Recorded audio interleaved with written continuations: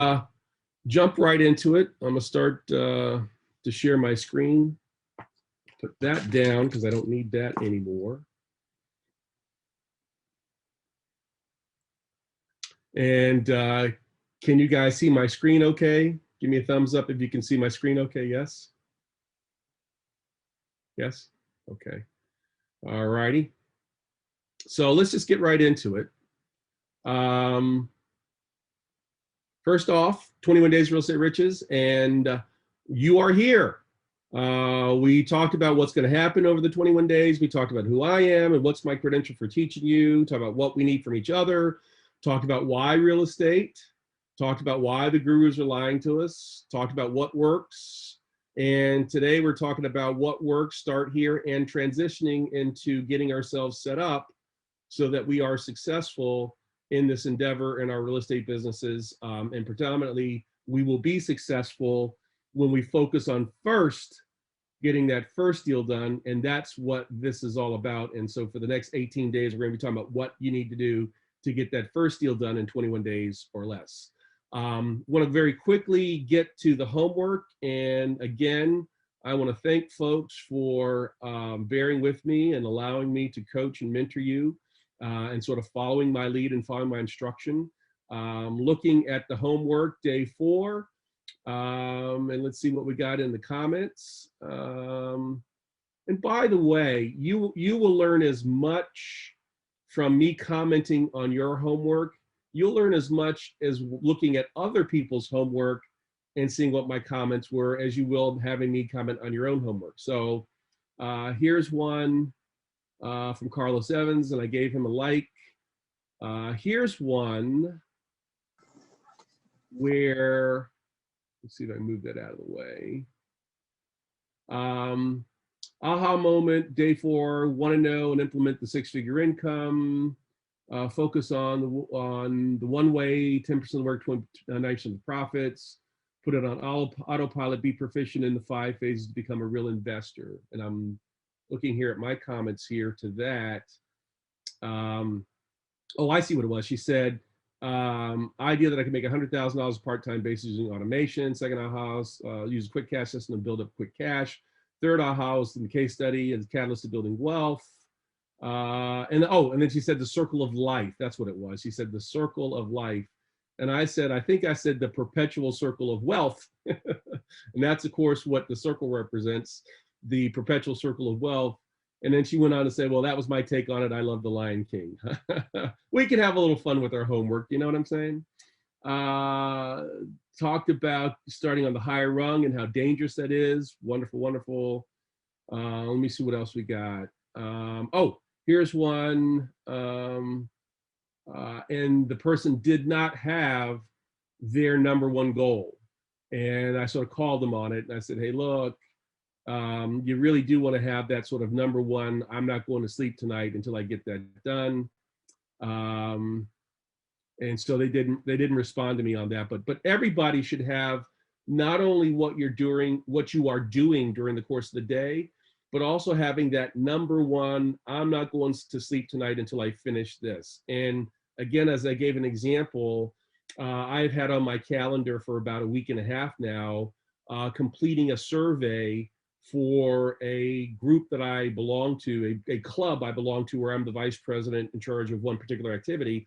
And with the permission of my fellow club officers, I came up with a 9-question survey.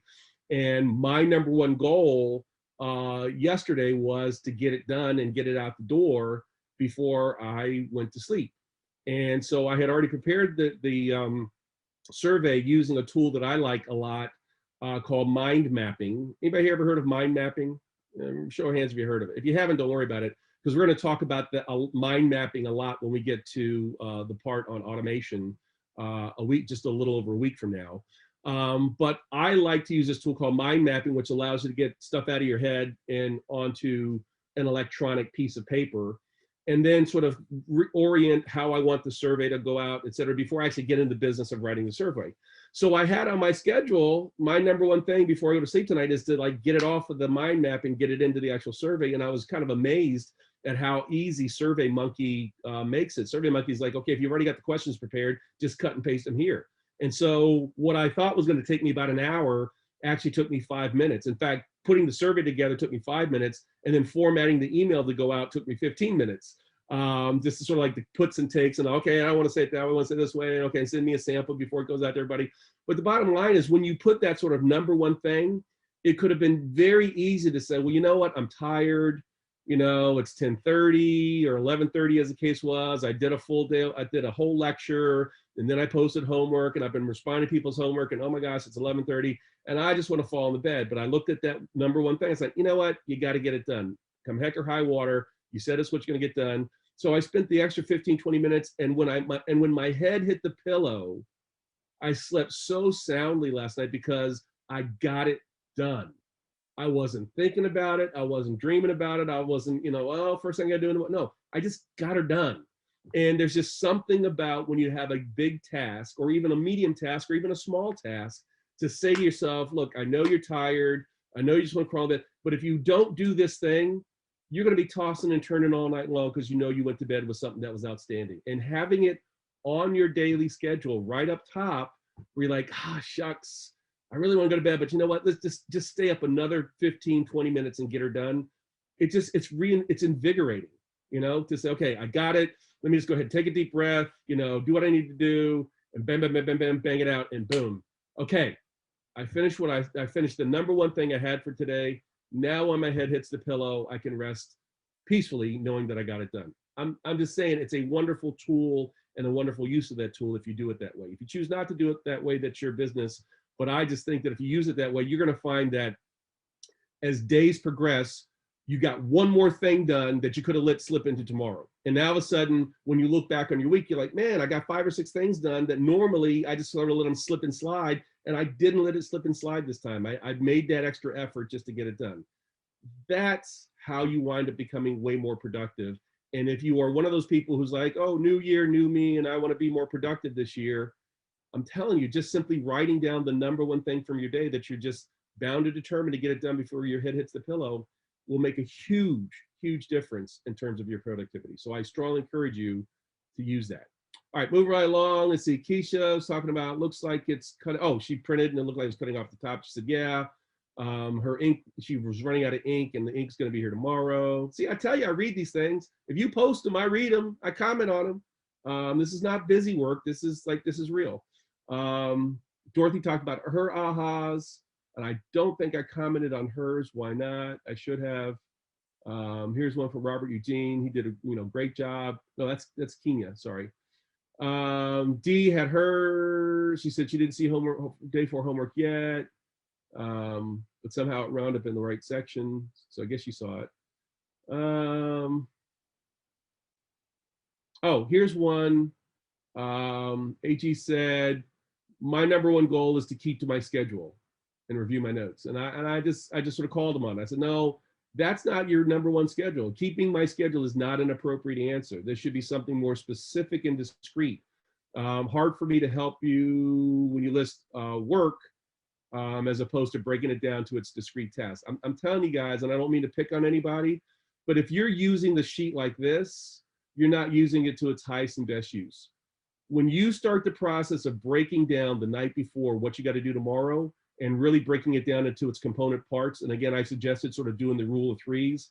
Okay, I got a thing I got to do. What are the 3 big parts? And then each one of those 3 parts, when you actually break it down, you afford yourself the opportunity to delegate some portion of it to somebody else.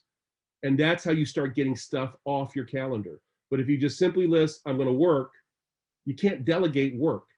But if your work says, okay, I need to get a proposal written, and to get the proposal written, I got to grab some pictures off the internet, and I need to double check on the framework to make sure that the proposal is being presented properly, and I need to reach out to a couple of vendors. Well, heck, there's 2 or 3 things right there in what I just said in that hypothetical that you could easily delegate to an assistant. And once you delegate it to somebody else and get it off your plate, you've already automatically freed up more time to get stuff done. But if you are in the habit of just simply saying work and you don't break it up, you don't parse it out, there's no way you're ever going to be able to delegate that. There's no way you're going to be able to automate any part of what's going on. So I kind of call this person on it, and hopefully they take it in good spirit, and hopefully they'll do as I suggest. Again, If you too are doing your worksheet that way, see my comments, see what I'm instructing, see what I'm suggesting, see how I am coaching and mentoring, because maybe it also applies to something that you're doing. You can learn as much watching me coach and instruct somebody else if you're willing to do so, because you might very well go, well, gee, I'm kind of doing the same thing. Maybe I should take the same suggestion that Sherman's making. Maybe it'll make a difference. All right. And look, nobody's immune. Jesse. Yes, here I am giving a coaching mentoring suggestion to Jesse, right? So nobody's immune from my coaching and suggestion, and coaching and mentoring, excuse me. All right, so in any event, again, good job. That's all I'm gonna say, and that's all I'm gonna contribute for the homework for tonight, so we can sort of jump right into the lesson for today. Anybody have any questions that you wanna ask me through the chat feature?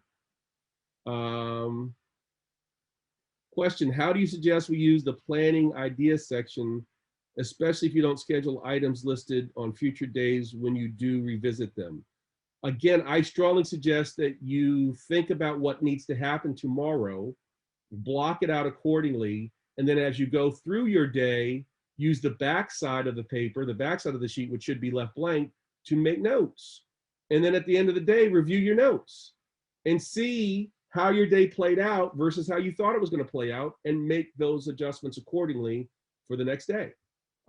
As I said a couple of days ago, you think of this more in terms of as an audit sheet. Don't think of it as, you know, some new planning tool, but think of it as for the next 21 days or this 21 days that we're in now, you're literally auditing what you do with your time, anticipating that as if you're actually auditing it, if you actually say, okay, this is what I want to do tomorrow, and then when tomorrow comes, taking notes to yourself of how it actually played out, then you can begin to say and do things like, you know, I said I was going to do this today, and it really wound up taking longer than I thought it was going to take. So tomorrow, when I tackle something similar, I really need to give it a little more time in my schedule, an appropriate amount of time. And I need to do as Sherman is suggesting to myself and to others, which is break it down to component parts and see if there's somebody I can delegate it to. If you've got a full-time job and most of what's on your schedule pertains to your job and you've broken it out, there's probably somebody on your team at work that it's probably better and more appropriate for them to deal with it. But maybe because you just always sort of go along to get along, or get along to go along, or however that expression goes, the topic comes up and somebody says, well, so-and-so should do it. And you're like, yeah, okay. Knowing full well, you're not the best person on the team or the best person in the room to do it. And maybe at a team meeting tomorrow, maybe you want to push back a little bit and go, well, I hear what you're saying, but aren't you doing X and Y? Wouldn't it make more sense for you to do Z if you're also doing X and Y? So I'll be happy to do it. I'm happy to be a team player, but I think it might be appropriate for you just to go ahead and finish that off. Now, if you need for me to contribute, now, if the conversation goes that way, and now all of a sudden there's something you've been spending 20, 30 minutes on every day, and you're taking twice as long to do it because that's not your forte, it's not your strength, you just agreed to take it on, now you're putting it back in somebody else's lap. Now you're putting it back on somebody else's shoulders. What just happened to your schedule for tomorrow and every day going forward? You just found 30 minutes. Well, if you find 30 minutes in a 5-day work week, what's that? 2.5 hours? What's that over the span of a month? Everybody says, well, I don't have enough time. I don't. No, it's not that you don't have enough time. It's that you're not using the time you have appropriately. And as a result, you're not getting as much stuff done. And I'll say this, and I don't mean to pick on anybody, but I'll definitely say this. As I go through and I look at folks' schedules, some of y'all got a whole lot of blank space. And again, I'm just sort of randomly going to pick this one, right? There's a lot of blank space on some of these schedules. And it's like, okay, if you got so much blank space during your day, why aren't you devoting more of that to your real estate business? Oh, well, I didn't think about it. Well, think about it. Look, being a real estate investor, being successful as a real estate investor, being successful as a business owner, because that's what you are. You're a real estate entrepreneur. It doesn't happen by accident. It happens by design. If you want to be successful in this business, you have to design into your schedule the appropriate amount of time to get certain things done so you can get certain results. And typically at the beginning, it's more work, not less work, because you're not quite clear how to do it. But after you've done it 2 or 3 times and like bam, bam, bam, bam, bam, something that used to take me 3 hours now takes me an hour, the next thing you could possibly do is go, okay, who else can be doing this besides me? If I've done it well enough to get it from 3 hours down to 1 hour, I'm probably got it down good enough to teach it to somebody else. Let somebody else do 90% of the work while I keep 90% of the profit. Well, how in the world are you ever going to be in a position to delegate or hand something over to somebody if you don't break down the component steps so that you can teach it to them in an intelligent fashion? Look, I know some of you guys in your job, you could do stuff standing on your head. Never have to write it down, have to worry about it. But the simple truth of the matter is, many of you who have day jobs, you probably have stuff on your schedule and stuff on your desk and stuff that you're dealing with that you probably should not be dealing with. You know you're not the right person on your team. You know you're not the right person at work. You know that some of the stuff needs to be delegated to somebody else. Here's your opportunity during this 21 days together to break stuff down and start asking yourself the night before, hey, should I even be doing this? And if the answer comes back to yourself, nah, I shouldn't be doing this, then the first thing you should be doing in the morning is figure out who should be doing it and handing it over to them. Now, handing it over and delegating doesn't necessarily mean you get to walk away, because oftentimes delegating means you still have to have them check in with you, and you still have to check on them to make sure that it actually got done. That's called management. Just because you delegated it doesn't mean that you're not responsible for the outcome. But at the end of the day, if you're going to be a successful entrepreneur, it's got to be about you bringing a select number of people onto your team and making sure your team is doing what they're supposed to be doing, not you doing everything individually because your team members failed to perform. Your team member failing to perform a task that you delegated to them is not their failure, it's your mutual failure. They either didn't understand what you told them, or you didn't tell them correctly, it's the same thing, or they're just being obstinate and rebellious, in which case you need to get rid of them and replace them with somebody else. If you're on payroll, you were a government employee or a contractor, and you're not allowed to fire the people who don't get stuff done because you're in some kind of a matrix organization where you're allowed to manage their work, but you're not allowed to fire them, okay, fine. All the more reason to get your real estate business up and running successfully so that you can decide who you hire and fire. But on the other hand, if this is your business or you're already an entrepreneur and you're just kind of allowing people just to sort of like hang out and watch you work, really? You're paying people paychecks to watch you work, really? Your business is doomed from the outset, okay? That's not how any successful business is run. How is a successful business run? You guys know the answer. You've read the stories. Steve Jobs started Apple where? Where did Steve Jobs start Apple? In the garage. Where did Henry Ford start Ford Motor Company? In his basement. Where do most businesses get started? At the kitchen table, in the basement, in the garage. Then what happens? They come onto a successful idea. The idea starts to take root. They start to get customers. It starts to grow. You bring on employees. And then you got to start to do what? Delegate. Well, before you can delegate successfully, you also have to bring the right people on board, and you also have to train. What does that mean to train? Take the knowledge that you have of how to do something and then impart it into somebody else. Now's the perfect time to be breaking down your schedule, breaking it down to its component parts, figuring out what you should be doing and how long the task should take, figuring out what you shouldn't be doing and delegating to somebody else, and getting yourself ready in a position so that when we get to that third week and talk about automation, you're already in the habit. Ooh, there's that word again, habit. You're in the habit of breaking down tasks, understanding how long a task should take, and being ready to delegate that task to somebody else. But if you skip over this exercise, I said it yesterday with great passion, I'm just going to say it nonchalantly today. If you skip over this because you don't have time, what a ridiculous statement. I can't do the time planning exercise because I don't have time. What? I can't do the time planning exercise because that's kind of the point of the exercise, isn't it? But if you just blow through this, gloss over it, act like it's busy work as opposed to the important stuff that it is, when we get to the part that talks about automating and delegating, you're going to be lost. You're just going to be lost. And then, of course, we'll be at week 3, and you'll still be running back to week 1 going, now, what did Sherman say again? Where's those videos? Where are those comments? Be in the moment, people. Be in the moment. So do me a favor. Again, I'm not asking you to post these. If you want to post them, you want me to comment, that's fine. Go back through and look over the prior days of what people have posted, and also look for my comments as I was coaching, mentoring, making suggestions. Okay. All right. So hopefully you guys are ready to take some notes for today. Hopefully you're ready to rock and roll. If you don't have an AHA sheet printed up, and I recommend you have an AHA sheet and just use those AHA sheets for taking notes. But if you don't have one, just feel free to use a notebook. And I'm ready to start giving you guys some good information as we transition into getting your business set up and getting your business started.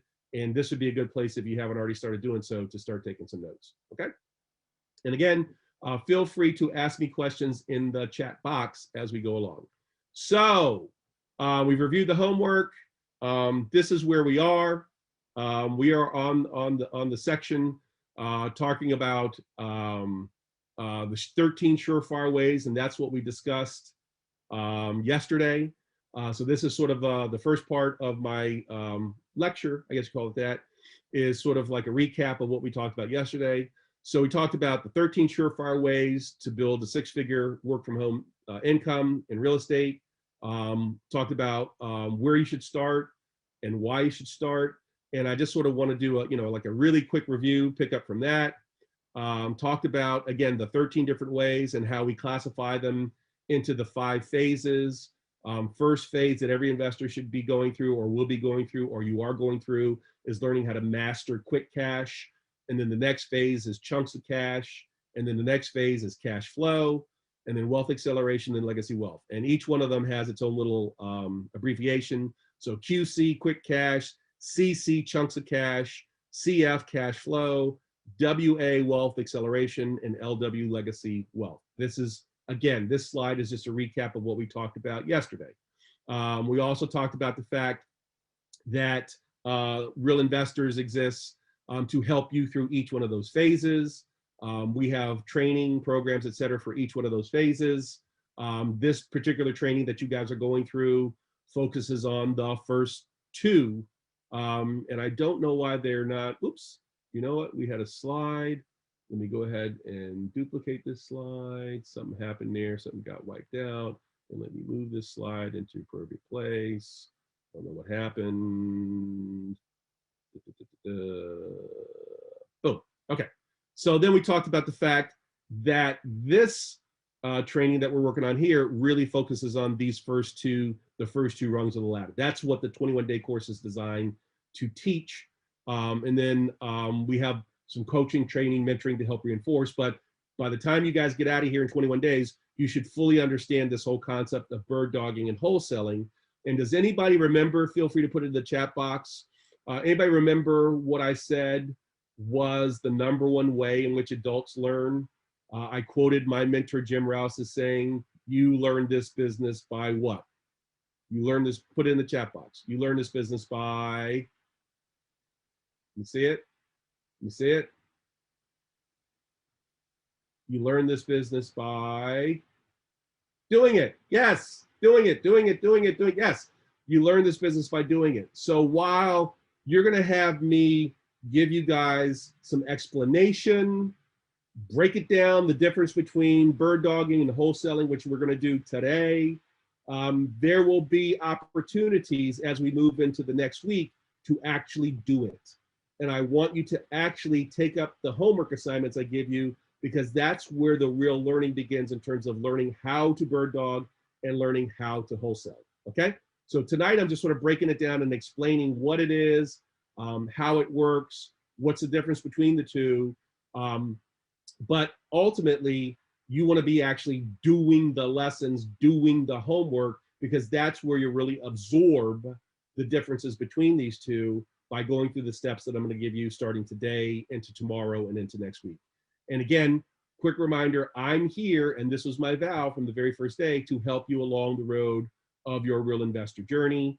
I'm here to teach you the quick cash strategies and help you to master the quick cash strategies. And then once you've done that and put it on autopilot, we have other coaches, mentors who are here at Real Investors to help you along the way. So first thing, you ready to take some notes? Yes, yes, yes.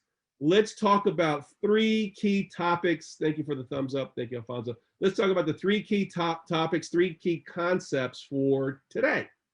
And before I get into bird dogging wholesaling, let me just lay a little more foundational stuff.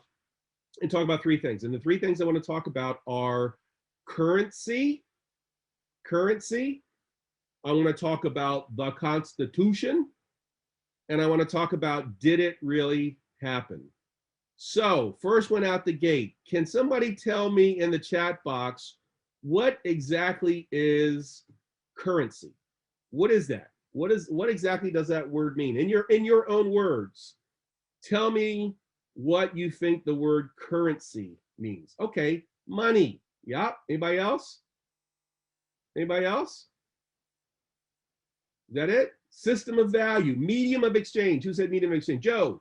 Me, I like that. Medium of exchange, trading device, money, in exchange for something for another.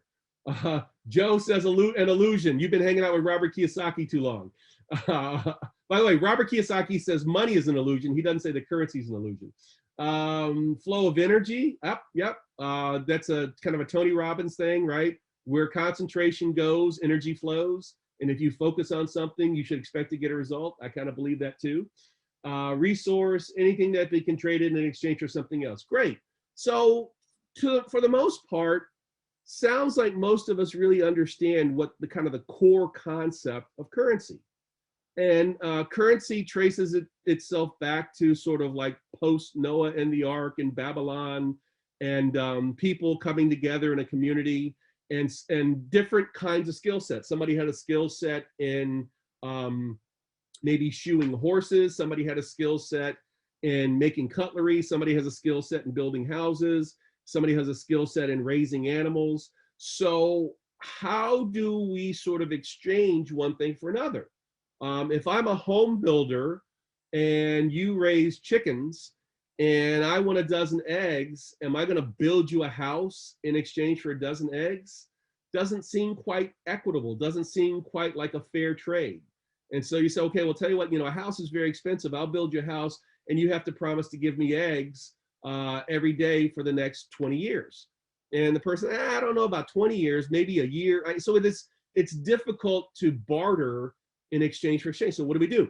We come up with a common form of currency so that when you say, okay, here's a dozen eggs, and rather than giving me a house, give me a currency, give me money, give me a form of something that can be exchanged for value, we can have a quote unquote common exchange where I say, okay, well, if you want a house, it's $300,000, but if I want a dozen eggs, it's $5. And there's a way to sort of break down and come to some agreement as to what things are worth. And when we're ready to do commerce together, we have a common currency, a common way to exchange things. So everybody does kind of get the basic concept of currency, money, and of course, we're almost a cashless society today. So you're talking about, digits in your bank account. It's our way of saying, okay, we're going to exchange what we have of value for this other thing. Then that other thing can be used as a mechanism for trading, for doing commerce, for doing business together. So are we all kind of agreement in that sort of basic core concept? If you are, just say yes or give me a thumbs up. Say yes, give me a thumbs up. Okay. So we all kind of understand, currency when it's used to talk about money, but in order for currency to have value, we have to agree that the exchange is valuable to us. So as an example, I'm a cab driver in New York City, and somebody comes into my cab and they say, well, how much would it cost to take me from the airport to Brooklyn? And I said, well, that's gonna be like $30. And you say, well, I just got off the plane and I don't have any American cash. And I said, okay, well, that's fine. You can use a credit card. Oh, well, I lost my wallet. I don't have a credit card. But I tell you what, I just landed from Nigeria and I have a whole suitcase full of money. And you open up your suitcase and it's literally full of money, except it's Nigerian Naira, not US Benjamins. And in that split second, that split moment, I'm like, I don't even know what that's worth. And therefore, in my mind, it may be worth a lot to you, but it's not worth anything to me. Well, we can go down to the Money Exchange Bureau and they'll tell you that this suitcase full of money is worth $10, $20, $30,000, and I'll peel off a certain number of bills and I'll be like, you know what, that's fine. You go do that, but in the meantime, get out of my cab and let me get somebody else in here who's not dealing with a currency I don't understand, nor do I accept. Everybody get that? If you get that example, give me a thumbs up. So here's a simple thing. In every industry, in every country, in every area, we have a common currency. So in the United States of America, when it comes to money, we have a common currency. But even within industries, there's a certain currency that people bring to the table that is understood. So as an example, in the healthcare industry, in a hospital, very little money actually changes hands inside the hospital.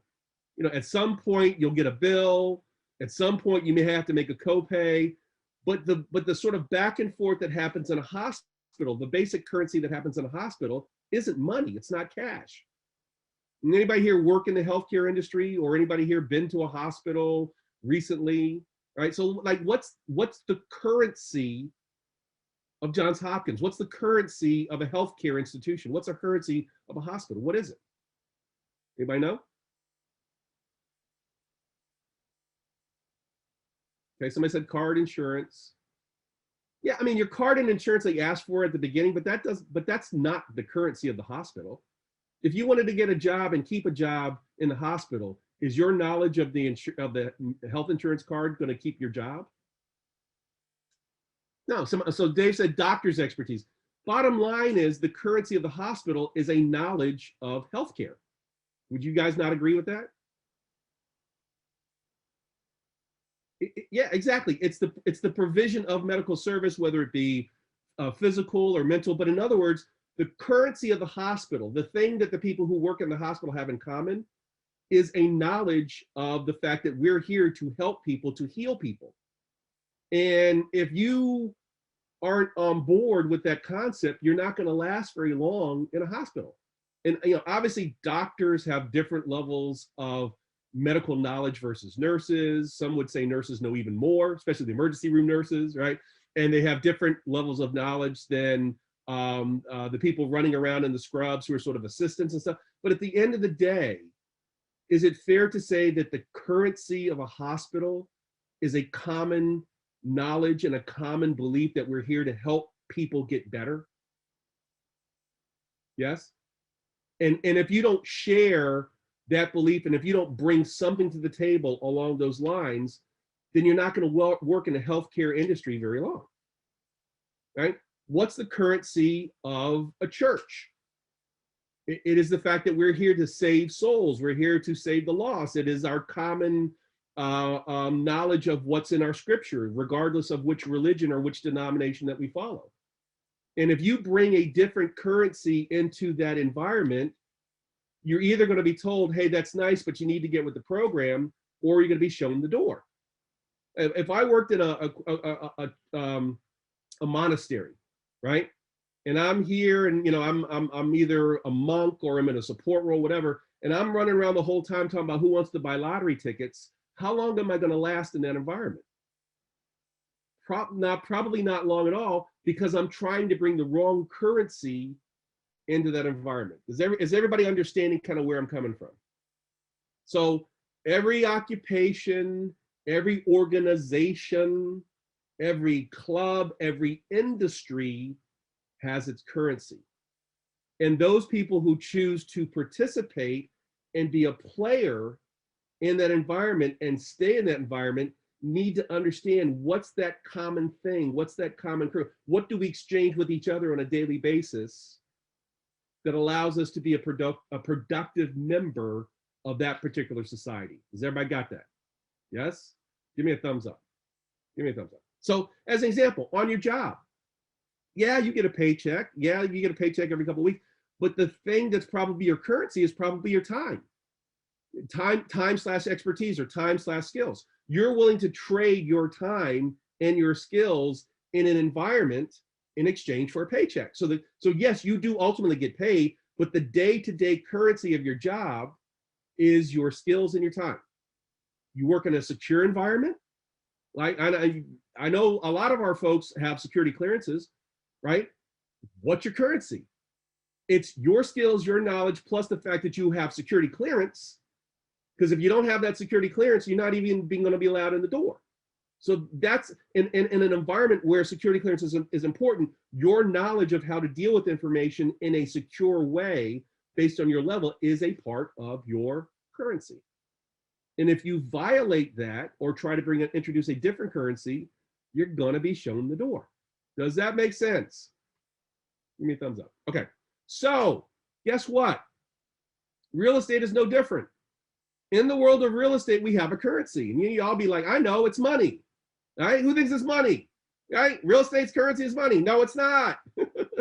And this is sort of the big rude awakening that a lot of newbie investors get hit with when they first enter the door, when they first show up.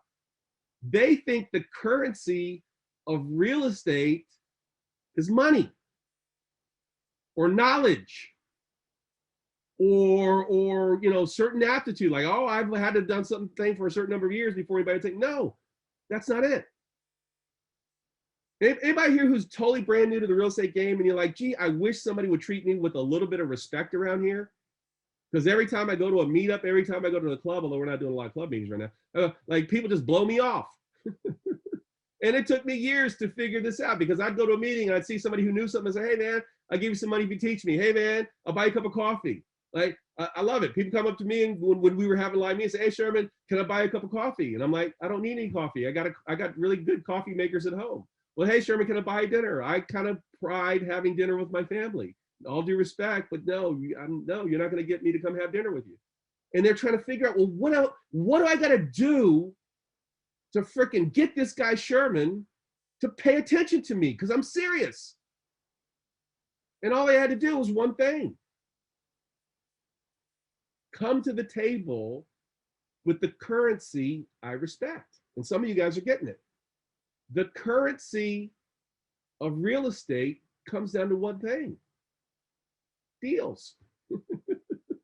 The currency of real estate is deals. Get good at finding deals. Get good at putting together deals. Get good at just identifying. Like, you don't even have to, like, if you are good at ferreting out or hunting down, or what we like to call bird dogging, there it is. If you're good at just sniffing out something you think is a deal and you bring it to a deal maker and it turns out to be a deal, they will love you to the end of time. And every time you come to them from that point forward, you will have no problem whatsoever getting their respect and their attention. The currency of real estate is deals. Not that you know how to put together deals, not that you know the A to Z of deal making. No. Just know enough to be able to go, I think there's a deal here. Let me take this to a more experienced investor and see what they think. I guarantee you this: if you're somehow able to finagle my cell phone number, maybe, if you're VIP, you already get my cell phone number. You text me all the time, and many of you do. D. And I love it. I'm not complaining, right? But here's my point: if you want to get on somebody's radar screen, don't come at them with, can I buy a cup of coffee? Can I take you out to dinner? Hey, I sent you a fruit cake for Christmas. Bring them a deal. Bring them something you think is a deal. Bring them something that you just know, I think it's a deal, but I'm not quite sure. Let me just go ahead and bring this to a more experienced investor, and let that more experienced investor be able to tell you whether or not it is a deal. And if it's not a deal, tell you what you need to do next time to bring them something of value. But the fundamental thing that we need to walk away with, like if we walk away from today's session and don't remember anything else, please remember this: the currency of real estate is deals. And if you want to be a player in this space, get good at finding, fixing, and putting together deals. At the outset, when you're brand new to the game, just get good at finding them and bring them to somebody who's good at fixing them or putting them together, and put yourself in a position to LOS. What does LOS mean, folks? What's LOS mean? Type it in the chat box, please. What's LOS mean? Go ahead and type it in the chat box. Let me see. Thank you. Look over the shoulder. Look over the shoulder. Yes. LOS means that if you want to look over the shoulder of a more experienced investor, bring them something that kind of sort of looks like a deal. And if it is, they'll take it from there and make sure as a part of your negotiation, you say, hey, and by the way, can I sit in? I had a situation with my wife's godson, Andrew, who knows that we're working on an opportunity with a major hotel company to put up a hotel. And the kind of hotel we're looking at actually still does make sense. It's an extended stay, which makes a lot of sense. And so he knew we were working on it. So he called me up and said, hey, do you know these guys? So and so. So I said, no, I'm not familiar with them. He says, well, they're second, third generation Baltimore real estate developers, investors. The family name is, oh yeah, I know the family name. Those guys are like the big boys. Well, this is like the grandson of the founder, and he's got some money together in the backing of his family, and they've got some property and some parcels, and they want to develop them. And would it be okay if I introduced you to? Yeah, sure. He said, well, let me ask you one favor. Smart kid. I trained him well. He said, he says, if you schedule a meeting, would you mind if I just sit in? I just want to be a fly on the wall. I just want to observe. Smart. Find something that looks like an opportunity, bring it to somebody who you think can do something with it, and then ask if you can look over the shoulder. In addition to getting paid. Great way to get on the right foot in this business. But again, if you don't remember anything else I say today, remember this. The currency of real estate is deals. Everything revolves around deals. I've literally had periods of time in my life where I couldn't use another nickel. And coming to me and saying, I'll give you money, give you money, give you money, is like, whatever. I'll get back to you. But there's just something inside the visceral part, the deep visceral part of investors that just, I got to do another deal. call it being a deal junkie, whatever. But you can like literally text me, and if it actually goes through on the back of a boat in the middle of the Caribbean Sea, saying, "Hey, Sherman," I mean, and I'm not making this up, right? I'm being half facetious, but I was literally 10 years ago on vacation in the Caribbean, and somebody says, "Sherman, I think I got a deal, and it's down there where you are. You ought to check it out." And I'm like, "Oh yeah." And I said to my wife, we were down there for 2 weeks. I said, "Honey, I think tomorrow I'm going to go have to check this something out." And she's like, "Yeah, whatever. I'll be at the beach. No big deal." And turns out it was on. There's four Virgin Islands. There's St. Thomas, St. John, St. Croix, and Water Island. And St. Thomas, St. Thomas, St. John, and Water Island are all right next to each other. You can literally take a ferry boat or a private boat or whatever and be on any one of those islands from each other in like 15 to 20 minutes. But St. Croix is like 3 hours away on a ferry, or 20 minutes away on the seaplane. A seaplane is the plane with the pontoons on it, right?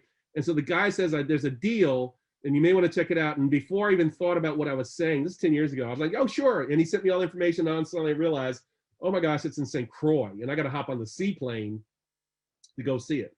And we were down that particular time with the extended family, my mom, my mother-in-law, sister-in-law, et cetera, et cetera.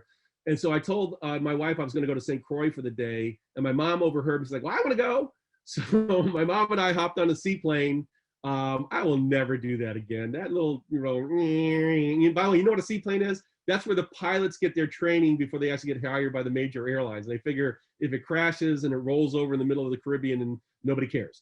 But my mom and I hopped on, went on the seaplane, and I went to go check out this property. It was a dog. It was terrible. It was like a total waste of time, except my mom and I had a nice tour of Christianstead, which I'd never been to. That's sort of the major port on St. Croix. And then we had a nice lunch together. So at the end of the day, it actually wound up being kind of fun because I got to spend some good time with my mom. But again, if somebody had called me up in the middle of vacation and said, "Hey, can you coach me and I'll pay you money?" I'm like, "No, are you crazy?" Somebody called me up and said, "Hey, Sherman, you want to talk about refinancing your property?" I'm like, "No, don't bother me." But this person texted me and said, "Hey, I think there's a deal down there in the Caribbean. Are you interested?" And then, deal. Yeah. I'm telling you guys, I don't care how young or how old you are in this business, when you start talking about here's a deal, potential deal, are you interested in a deal, every experienced investor's ears perks up, and that's the quickest way to be a part of this industry as opposed to being an outsider. The quickest way to be an insider is to understand that the currency of real estate is deals. And the sooner you get into the groove of finding deals, helping people find deals, understanding how to structure deals, and then if you decide, at some point in time, you're not interested in being a deal maker, but you just want to like write checks and fund deal makers, funding deals, at the end of the day, everything in this business revolves around deals. So just get that in the head and understand that's the way you want to be talking and teaching and approaching folks. All right. So that's sort of big lesson number one. The currency of real estate is, say it with me, type it in the chat box. The currency of real estate is, type it in. What? Deals. Deals. All right. Second big concept we need to talk about, the Constitution. And there's been a lot of chatter about the Constitution and Second Amendment rights and First Amendment rights, et cetera. But fundamentally, and the older I get, the more I realize this, is that the United States of America really is a special place. And I don't know if it was the ordination of God. I don't know if it's because the quote unquote founding fathers were sort of those do as I say, not as I do. I mean, where else in the world could you get a room full of guys who were slave owners, have the audacity to write a Declaration of Independence talking about men ought to be free and inalienable rights? It's like, what? But the truth of the matter is, irrespective, regardless, Sherman didn't say irregardless because that's not a word, but irrespective and regardless of the personal issues of our founding fathers, the documents they left us with, both the Declaration of Independence and the Constitution, are freaking amazing. And if we ever in our lifetime decide that everybody who lives here, who calls themselves a US citizen or aspires to be a US citizen, is going to actually adhere to the Constitution, this would be an amazing place, as opposed to just giving it lip service. But one of the things that the Constitution affords us, which is not true in other places in the world, is the private ownership of property. The private ownership of property is protected by the Constitution. Now, why, Sherman, should I care? Because all of our laws, all of the ways that we do business, a big chunk of what I'm going to teach you in the remaining days of this 21-day course hinges on the US Constitution, not the ship, the document. And anytime somebody attempts, a new politician, somebody who doesn't know any better, anytime somebody attempts to pass laws that fly in the face of the Constitution, sooner or later they are declared unconstitutional and they fail. And many of the techniques and many of the things that we are able to do as real estate investors are simply because we have this right to own property, especially personal property, especially real estate, real property, that is protected by the Constitution. And so we need to talk about that a little bit before we start rolling up our sleeves. And we're going to talk about this specifically today because I'm going to teach you two techniques.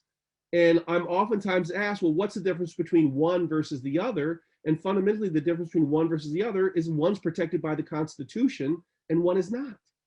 And the reason why one thing will always be legal, will never be outlawed, will never have it infringed, is because the Constitution protects it, while the other real estate technique is not protected by the Constitution. And that will become abundantly clear as I get into it.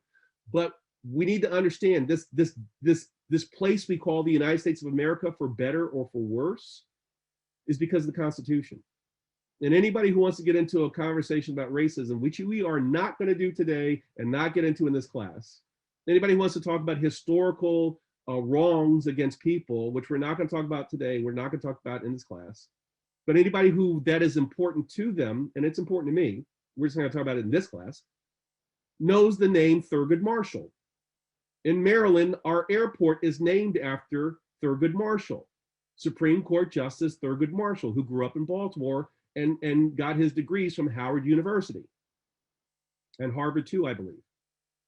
And the thing that put Thurgood Marshall on the map was when he sat down and said, you know, America, you're doing this wrong, and what you're doing is unconstitutional, and decided to attack America at its very core, which is to attack it through its legal system. Plessy versus Ferguson, okay? The segregation of schools. And it was Thurgood Marshall who successfully argued before the Supreme Court, you can't do that. You can't have separate but equal in America because it's unconstitutional. And found his arguments among receptive ears amongst the Supreme Court, and the entire way in which America does things changed, I think, in 1954, which was the Supreme Court case that integrated the school system. And the argument and the weapon of choice of Thurgood Marshall was the law arguing what you're doing is unconstitutional. And when better heads, calmer heads, more intelligent heads prevailed, they looked at it and said, you know what, you're right. This can't stand because it goes in the face of the Constitution. One last comment on social justice and social issues, then I'm gonna get off of this.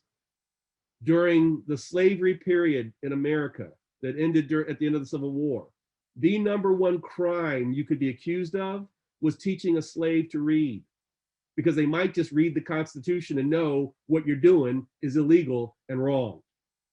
And people literally went to jail, had appendages cut off for teaching somebody. Like, I'm like, you're like, Sherman, you're just, you know, you're just being, you know, bombastic, and you're just sort of, you know, saying things and being outrageous. No, read the biography of Frederick Douglass.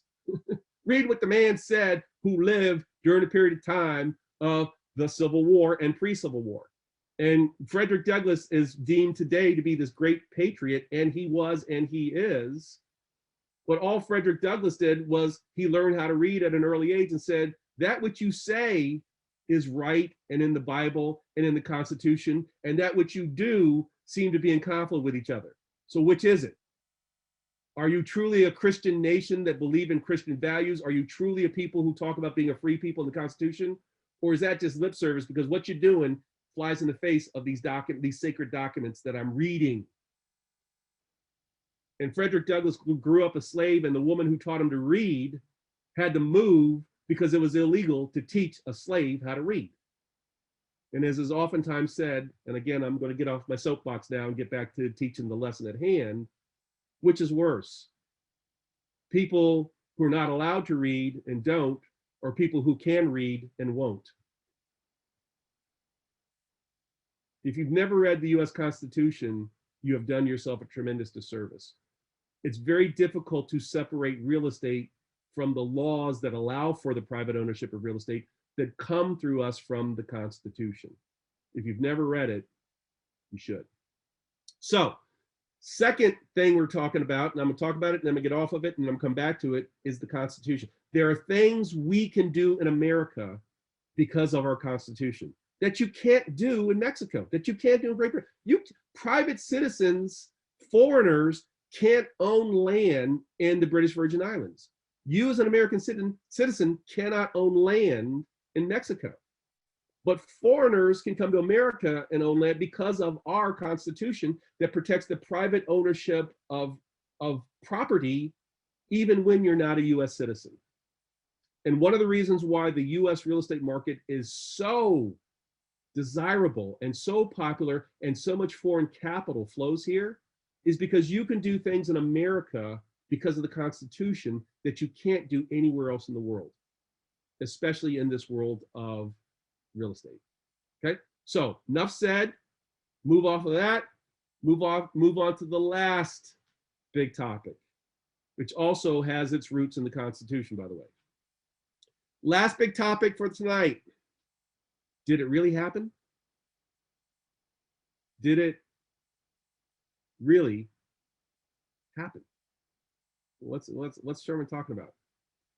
I'm talking about the fact that when it comes to real estate, a fundamental guiding principle besides currency, besides constitution, a foundational, like you kind of need to know this before we talk about any of those 13 strategies, is that one of the fundamental guiding principles about real estate is that real estate is done through contracts. Contracts. The ownership of real estate, the passing of the ownership of real estate is done through contracts. Now, contracts can be both oral and written. But when it comes to real estate, the contract must be in writing. Let's very quickly go through 8 essential elements of a valid contract. And if you have not been taking notes, this might kind of want to be where you start taking some notes today, okay? All right, 8 things that need to be in place for a contract to be valid. And by the way, what do I mean by valid? Anybody want to type in the chat box what you think the word valid, V-A-L-I-D, means? Valid? What's that mean? Somebody says everything has to be in writing. No, actually, everything doesn't have to be in writing. What's valid mean? What does valid mean? Okay, okay. I see a lot of words. Unfortunately, they're not correct. Okay, okay. Okay, I'm glad we're having this conversation because based on the answers you're given, some people aren't sure or a little confused. When I say valid, V-A-L-I-D, there you go. I mean enforceable. At the end of the day, if I enter into a contract with somebody and they choose to not perform, what's my recourse? What's my course of action? What can I do to have our agreement enforced? What can I do? Thank you, Kenetti. Legally upheld in the jurisdiction court of law. Exactly. In other words, if I enter into a contract with somebody and I do everything that I agree to do, but they don't do everything they agree to do, I want to be able to have my contract enforced. And I want to be able to go into a court, and I don't want it to cost me $1 million. And I want to have a judge look that person in the eye and say, listen, you agreed to do this. He agreed to do that. He did what he said he was going to do. Now you need to do what you agreed. And have the court say, we are enforcing this contract, and have some teeth behind it. Again, not every place in the world does that happen. If I have a contract with somebody, as an example, I had the tremendous opportunity through my alma mater, the University of Pennsylvania, to take my family on a tour of Cuba. And we went to Cuba in 2015 before the Trump administration came in and changed all the rules. But back sort of during the latter days of the Obama administration, when the relationship between the United States and Cuba was starting to loosen up a little bit. And it was a wonderful, wonderful eye-opening experience, especially for somebody who studied urban planning like me and studied architecture, because Cuba is literally a place that's frozen in time. Cuba had a tremendous economy and a tremendous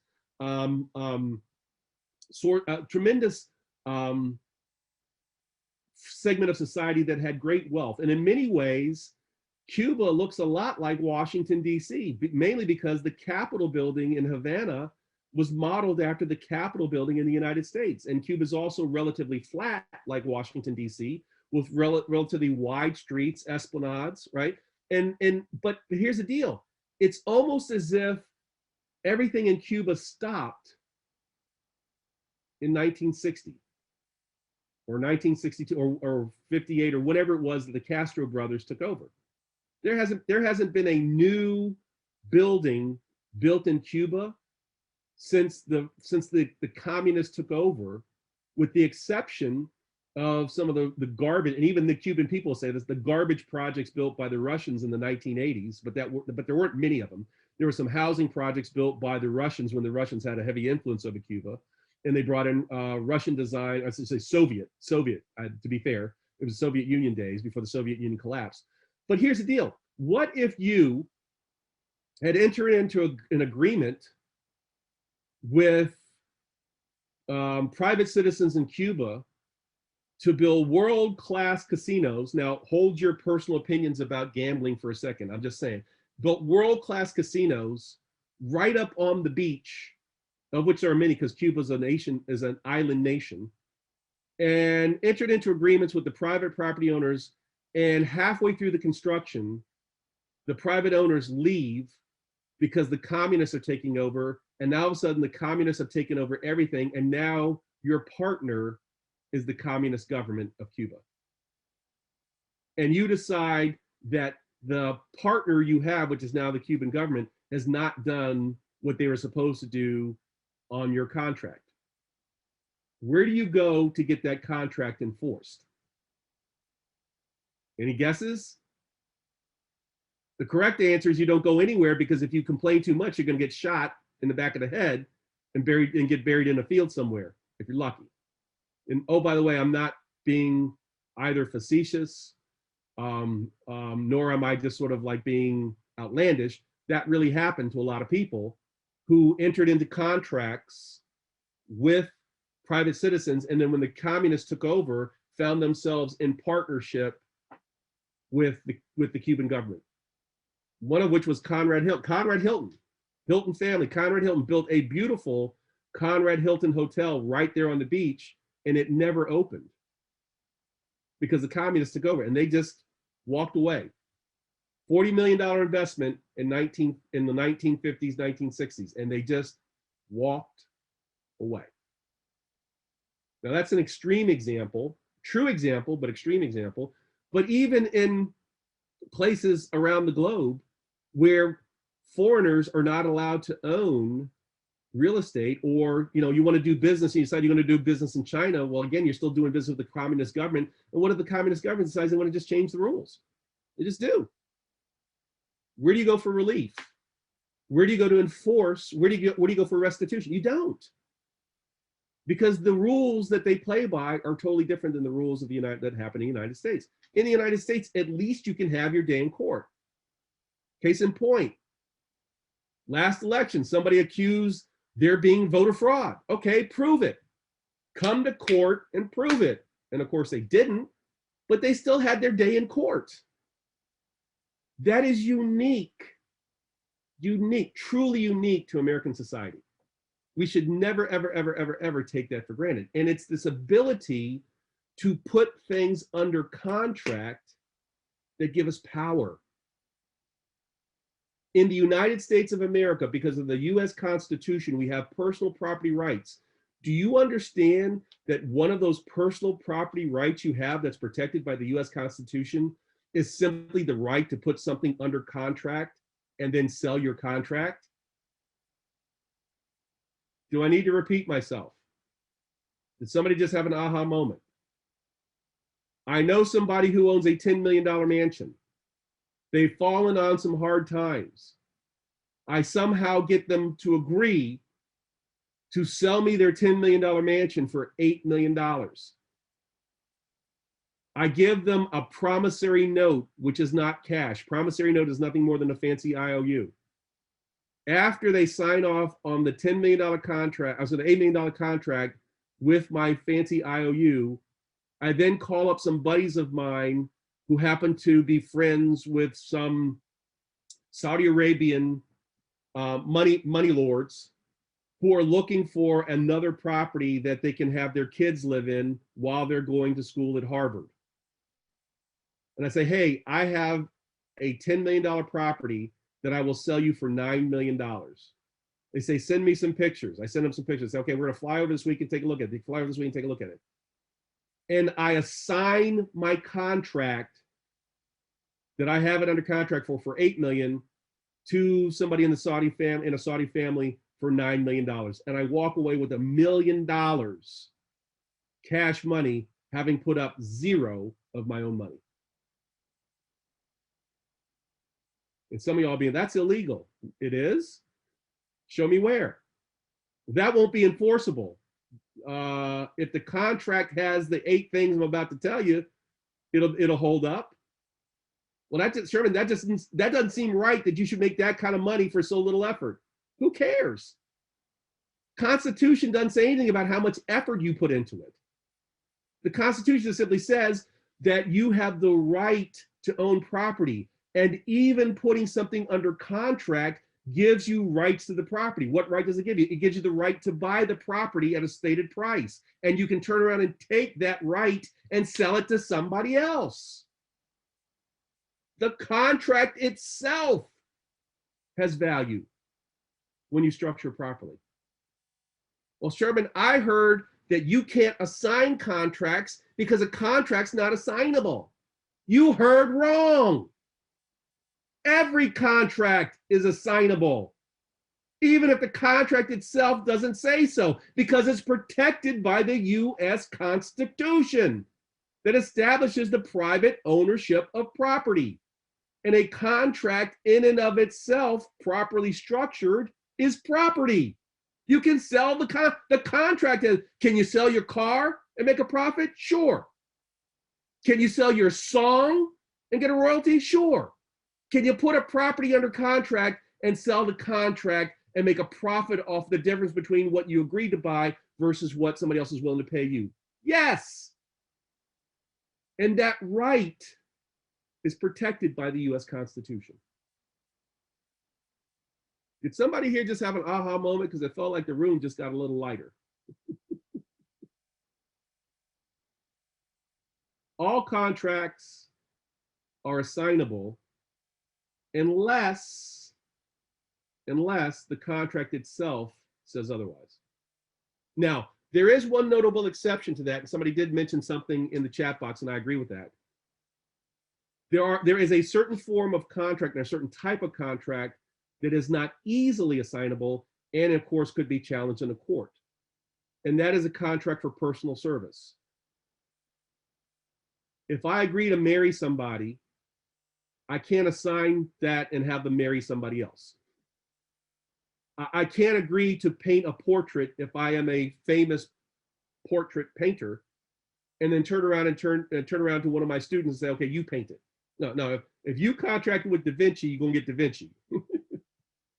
Okay, so personal service contracts usually are not assignable. And quite frankly, most properly structured personal service contracts where you're hiring a specific, like if I decide that I'm ready to like cash in the chips, go retire, throw a big old retirement party at my country club and have Earth, Wind, and Fire come and perform, I better see Philip Bailey holding that microphone. And I better not see the kids of Earth, Wind, and Fire or the new Earth, Wind, and Fire. No, if the contract said Earth, Wind, and Fire is going to perform and it's a personal services contract, I better see Earth, Wind, and Fire. And again, chances are the contract itself will stipulate, okay, and I want to see this person and this person and this person, and no substitutes without written. So again, all contracts are assignable unless the contract itself says otherwise. Now, when we're dealing with real estate's not personal services. If I have a contract to buy a certain piece of real estate, I'm buying that piece of real estate. And I can turn around and take that contract that I've entered into and freely assign it to anybody else as long as the contract itself doesn't prohibit it. Why is that even possible, Sherman? Did anybody hear me mention the words US Constitution? It's the Constitution that allows that to happen, because the Constitution allows us to own property. And property is not just real estate. It's not just your car. It's not just your coat. A contract to buy something is considered to be property and has value. Everybody got that? Okay. All right. So what are the 8 essential elements? Because we're going to be doing contract. We're going to be doing a lot of contracts next week.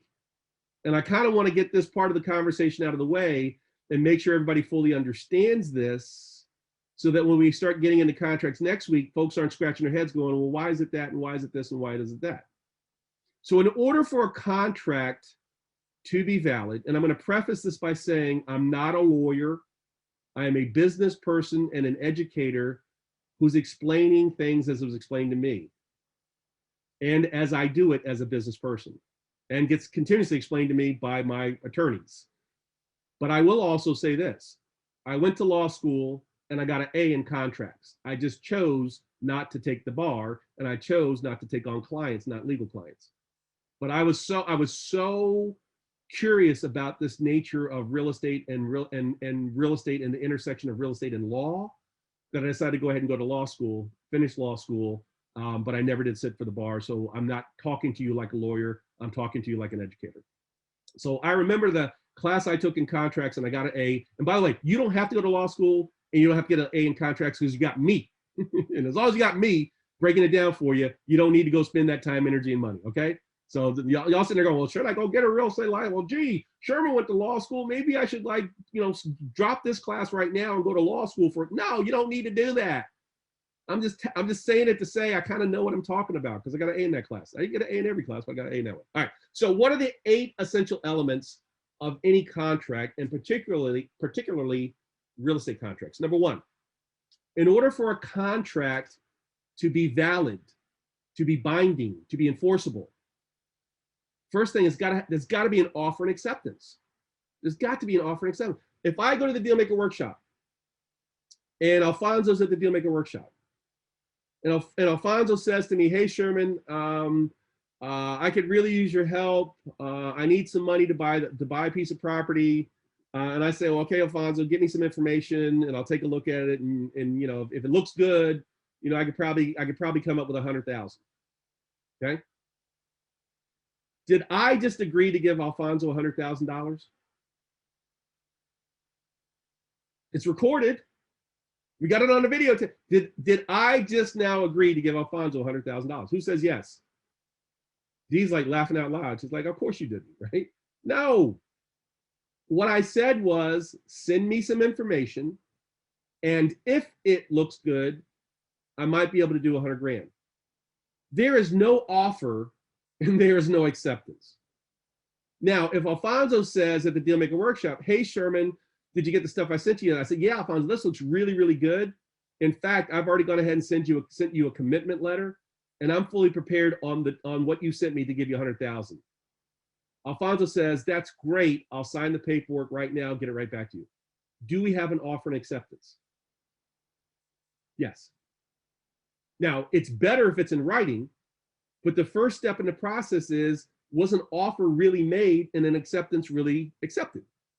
And one of the big issues we get into with real estate, especially the way I'm going to be teaching you this little technique to get deals done in 21 days or less, is we're going to be sending out contracts with our signature on them. And I've literally had people say to me, well, Sherman, what if I send out a contract with my signature on it and the other side signs it? Am I obligated to buy the property? And the answer is no, you're not obligated to buy the property, but you are obligated to do what's in the contract. And oh, by the way, if you put a weasel clause in your contract, your weasel clause could be how you get out of having to do the deal. But here's what typically happens. You send out a written contract with your signature on it, and you ask the person to sell your property at one price. They come back and say your price is too low. Would you consider paying more money? In that scenario I just gave you, is there an offer and an acceptance? No. It was an offer and a rejection and a new counter offer or a new offer saying, okay, I won't take this, but I will consider that. There's no way that that contract is enforceable based on the scenario, because there was no offer and acceptance. Say, but Sherman, I signed the contract, I sent it over, they scratched out my price, they put in their price. Doesn't that mean I'm obligated? No, because until you initial that you accept, the fact pattern is still the same. See, he's talking like a lawyer and he's not even a lawyer. Stop that, Sherman. Like, the fact pattern doesn't change. And here's the facts. You made an offer. They rejected your offer. They sent you back on the same piece of paper a new offer, and you still got to accept it. And until there is that acceptance, that quote unquote sort of meeting of the minds, you don't have a contract. Got it? I hope you guys are taking notes. I hope you guys are making plans to come back and watch this again. And by the way, you will not hurt my feelings if you're like, I heard what Sherman said, but I still don't understand it. Let me go see if there's some YouTube videos on contracts. And let me go watch a couple YouTube videos on contract. I get it. You want to go watch Alan Dershowitz talk about contracts because, Sherman didn't explain it well enough. You're not going to hurt my feelings. But just understand this core. And by the way, this will become more apparent to you. So wherever this winds up, you may want to bookmark it because maybe it'll become more apparent to you when you're actually in the process of writing contracts. You remember how Josh Cohen said the other day, some of the stuff that Sherman says won't make sense until later on? Maybe this is one of those things, okay? So offer and acceptance, that's the first thing that has to be in a contract. We have to agree that we're agreeing, an offer and acceptance. If I see somebody say, hey, I want $100,000 for the property, and you come back and say, I'll offer you 50, there's not an offer and acceptance until the other side says, yes, I'll take 50, and you both agree to it. Somebody saying I want 100,000 for my property, that's just advertising. The offer and acceptance happens when you have that little back and forth to agree, okay, this is the price that we're going to agree on.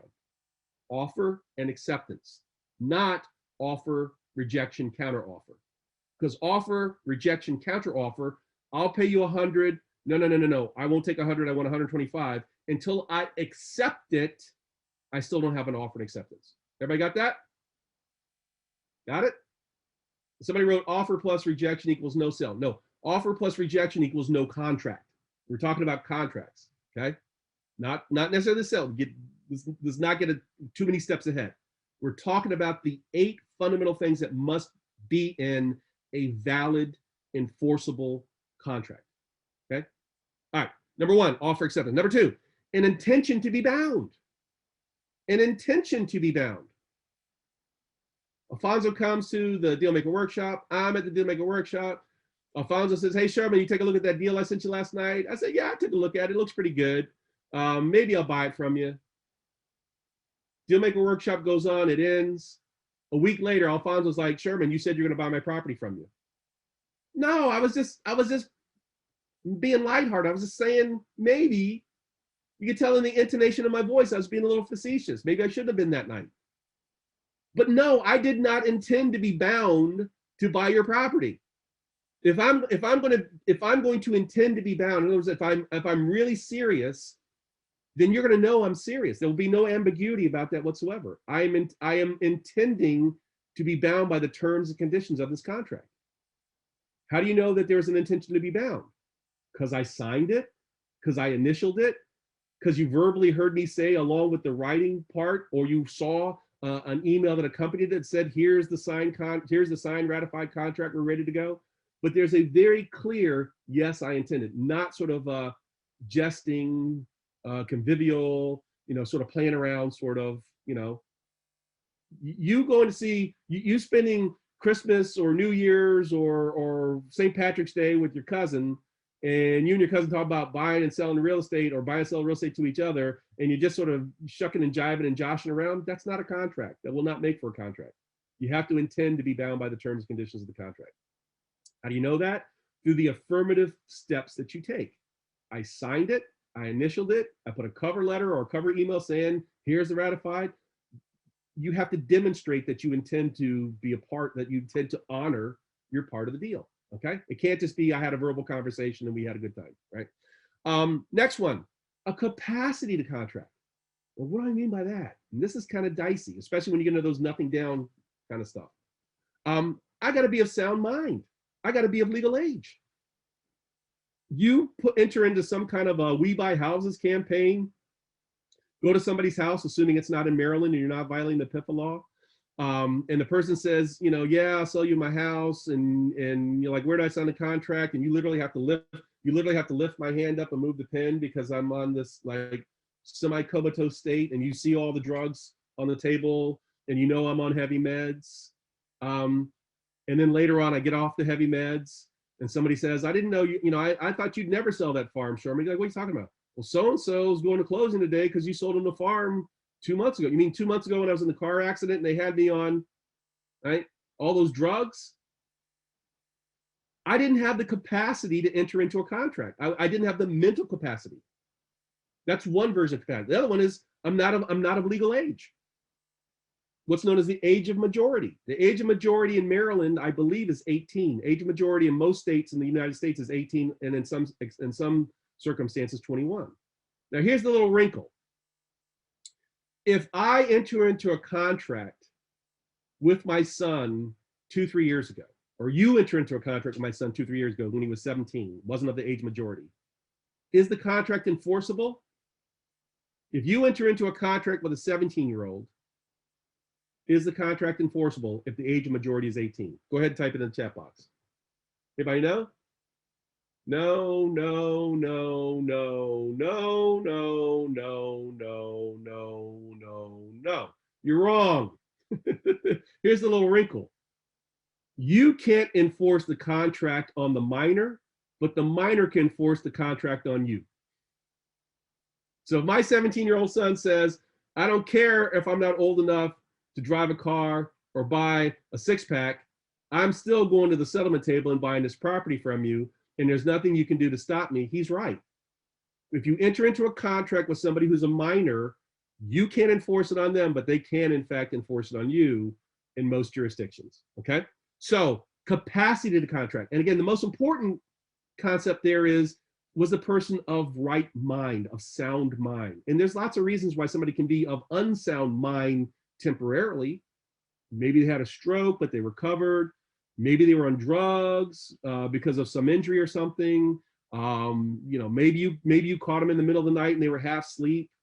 But the bottom line is this: if they can go into a courtroom and demonstrate that they were not of a sound mind at the time that they entered into a contract with you, that contract can in fact be nullified, found null and voided, and therefore both parties could in fact walk away. Now, they may have to give you back your earnest money deposit, but who cares? You wanted the property. Same is true when you enter into a contract with somebody who's in a distressed situation, under duress. They're getting all of these legal notices. They're being told we're going to foreclose on you. And they're really, really, really stressed. And you know they're really, really stressed. And you enter into a contract to buy the property and you're going to turn around and flip it to somebody else. Don't be surprised if their cousin, who happens to be first-year law student at Georgetown, finds out about it and takes it to the legal clinic, and they decide to sue you to break the contract because that person was not of proper mental capacity.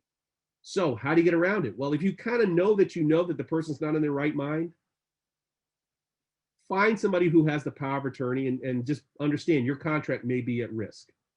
Okay, I'm not saying don't enter into a contract, but your contract might be at risk.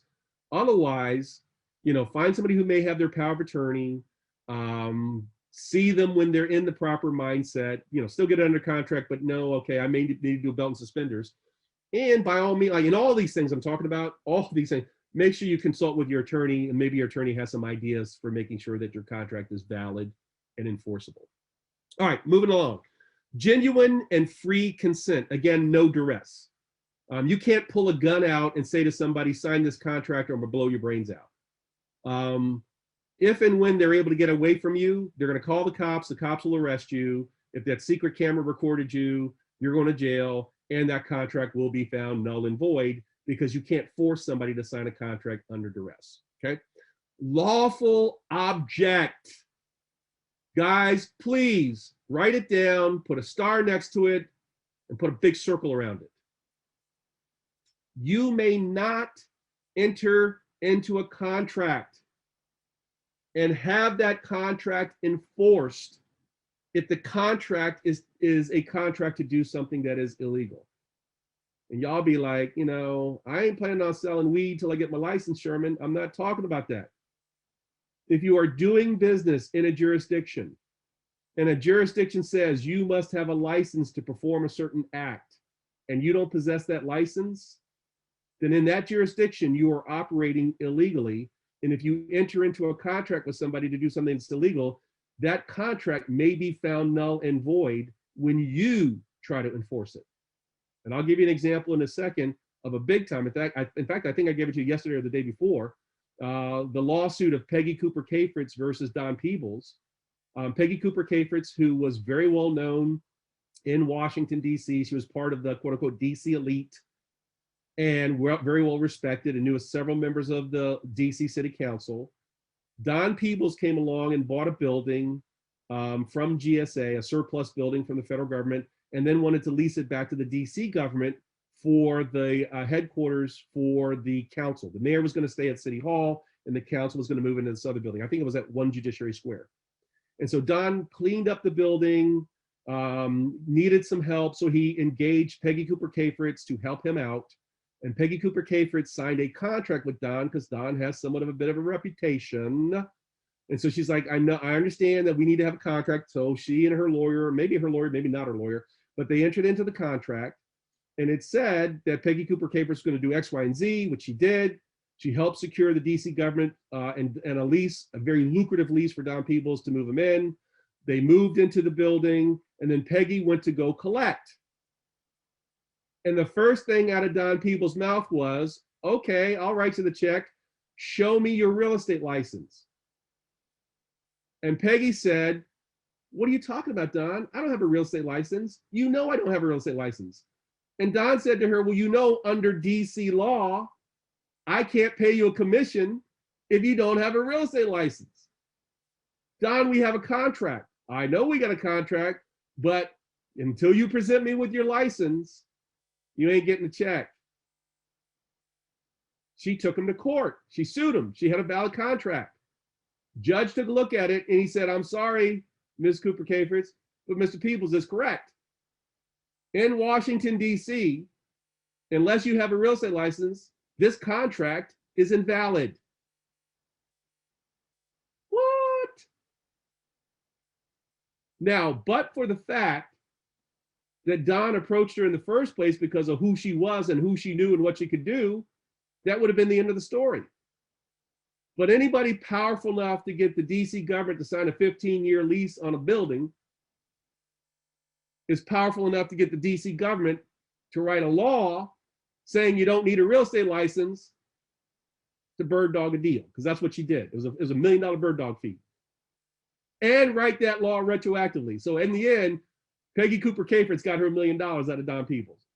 But unless you are Peggy Cooper Cafritz and you know the legislatures on a first name basis on your speed dial, don't play that trick.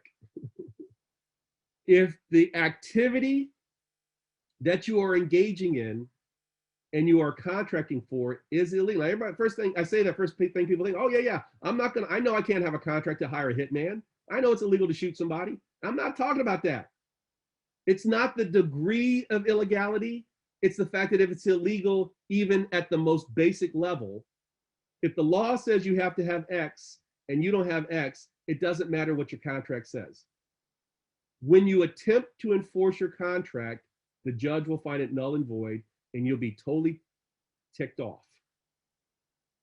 You'll be ticked off at the legal system. You'll be ticked off at the person you entered into a contract with. And the person you need to be ticked off with is you, because you sat through my class and you know this now. But here's the deal, and I'll just be very honest. It's kind of a crying shame, but it happens. There are people who are new to real estate who know enough to know, hey, I ought to have a written agreement with somebody before I do something to make sure I get paid, only to find out later on that the thing that they're doing requires them to have a certain certification or a certain, and they don't have it, which means they're breaking the law.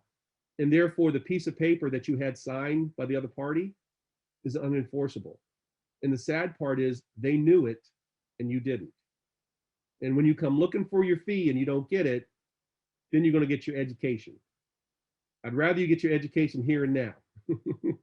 Okay? So another primary principle, one of the 8 fundamentals in terms of contracts, is the activity itself has to be legal. And if the activity itself is unlawful or illegal, that contract will probably either be voided or found unenforceable. So whether it's voided or unenforceable, the net effect is the same. You ain't gonna get your money, okay? Next, there has to be lawful consideration. Another basic tenet of contract law. The parties who enter into a contract have to put something up of value in order for the contract to be valid. Now, what is the thing of value? In the world of real estate, residential real estate, particularly real estate that we're finding through the multiple listing service, in other words, where an agent is involved and a board of realtor contract is involved, there's something called an earnest money deposit, or EMD. EMD, Edward, Mary, David, which stands for earnest money deposit. That in and of itself, the posting of the earnest money deposit, has been found to be consideration. It's actually more than that, but at least you can check that box and say, yes, there was consideration. But what about those deals outside of the MLS? What about those deals that don't involve realtors? Which, oh, by the way, is about 20% of all residential real estate transactions. We'll talk more about this tomorrow and as we get into actually writing of contracts. But in the world of residential real estate, it doesn't matter where you go in the country or US territories. And again, everything I'm talking about with respect to the US Constitution and contracts, this sort of basic real estate 101 primer on real estate contracts, anywhere in the United States and US territories, what I'm telling you is valid, with one notable exception. For some reason, the state of Ohio has some slightly different rules and regs. And if you're in Ohio, you need to check with a competent real estate attorney. And because Louisiana was originally a French territory, they have a different kind of law. They have parish law and it's slightly different, but the outcome and the net effect is the same. So again, if you're operating out of Louisiana, you would be very wise to check with a competent Louisiana real estate attorney. And of course, anywhere, you should check with a competent. And I'll give you guys a resource before the night is over on where to go find good legal help inexpensively. However, you don't need it, because what we're going to be doing for the next 18 days and counting as part of this 21-day program, you're not going to need a lawyer to do what I'm teaching you to do. Okay, so, but we are going to enter into contracts. Okay, so it's like, how do you do that? I'll explain that in a minute, right? So, lawful consideration. Now, consideration doesn't necessarily have to be money. If you're going after real estate deals that involve realtors and using a board of realtor contract, the earnest money deposit will satisfy for that need for lawful consideration. If you're not doing board of realtor contracts, you're not using board of realtor contracts, you're going after other kind of deals like you'll do after this 21 days is over, then almost anything can be consideration. You giving somebody something, you assisting somebody with something, right? That in and of itself can be consideration. However, the cleanest, easiest way to demonstrate that you had consideration is just give them some money. And in many cases, a buck, $100, $50 can in fact be found to be valid consideration. But I want people to understand, consideration doesn't have to be giving somebody money when they sign the contract. It can be other things, okay? Let's keep moving. Certainty and possibility of performance. If Alfonso comes to the Dealmaker Workshop and Alfonso says, hey, I have a property under contract and I'm willing to sell it, the contract expires in 30 days. And I say, well, Alfonso, send me over the contract. I'll take a look at it. If it's everything you say it is, I'll buy it from you and I'll enter into an agreement with you, a written agreement with you to take your position in this contract. There's a certain certainty that it's going to get done in 30 days, okay? But if Alfonso says, hey, I got a property under contract and somebody's going to close on it by 11:59 tonight, and it's 7 o'clock at the Dealmaker Workshop, there's a high probability that ain't going to go through. And if I enter into a contract with Alfonso, then I get on the phone and try to make something happen and it just totally falls apart.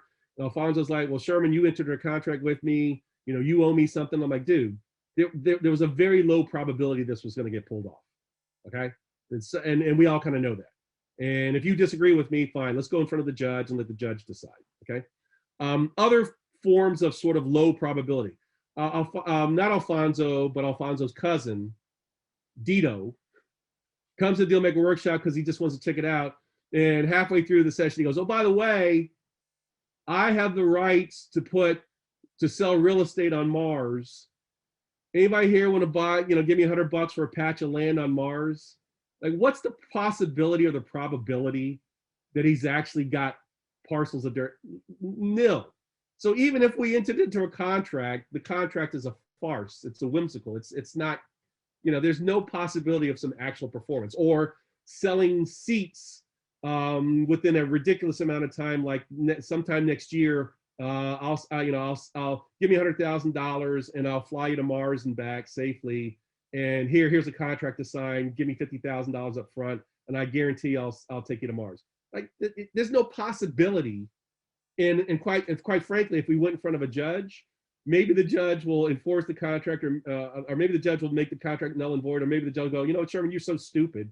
I'm going to go ahead and let this contract stand because you deserve to lose your money for thinking that this was going to actually happen. But again, there has to be a certainty and possibility that whatever the parties have agreed to is going to actually happen. And then last, legal formalities. Certain kinds of contracts must be in writing.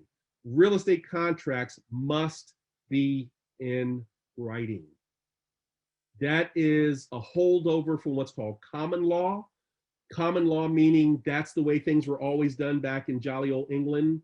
And when the US colonists separated from England and formed the United States of America, many of the laws that were the laws of Great Britain carried over just because that's the way things were always done. So what's known as common law. And then later on, different states set up their own legislatures, and those legislators have passed laws over the years, and pretty much uniformly, as I understand from my contracts class, which I got an A in, but I'm not a lawyer, pretty much every state in the United States, every state in the union has a law on the books that says that that real estate contracts must be in writing. So formality, legal formality, okay? All right, and as I already described, another legal formality is this notion of if it's a personal performance contract. If I'm hiring Philip Bailey to sing at my daughter's wedding, I will stipulate that Philip Bailey is the singer, and Philip Bailey cannot give me any substitutes. And that's a what's called a personal services contract, and it's pretty much generally understood that personal services contracts need to be in writing because of specificity. There can't be any ambiguity. I can't go into court and Philip Bailey says, Sherman entered a contract with my manager and I fired him, and there was no written contract. They just had a conversation, so there never really was a contract. And I'm like, no, but I gave that guy $20,000, and you said you're going to perform for an hour. No, that contract is a personal services contract. It must be in writing. All right. Anybody have any questions on those 8 things? Did I do a halfway decent job of explaining them? Give me a thumbs up if I did. And if you do have a question here now in the chat box, please ask me so that if I need to go over something, if I need to explain something. But every contract to be valid and enforceable has to have those 8 elements, okay? And some contracts, like real estate contracts, must be in writing. That's one of the formalities of real estate contracts. Okay, got it.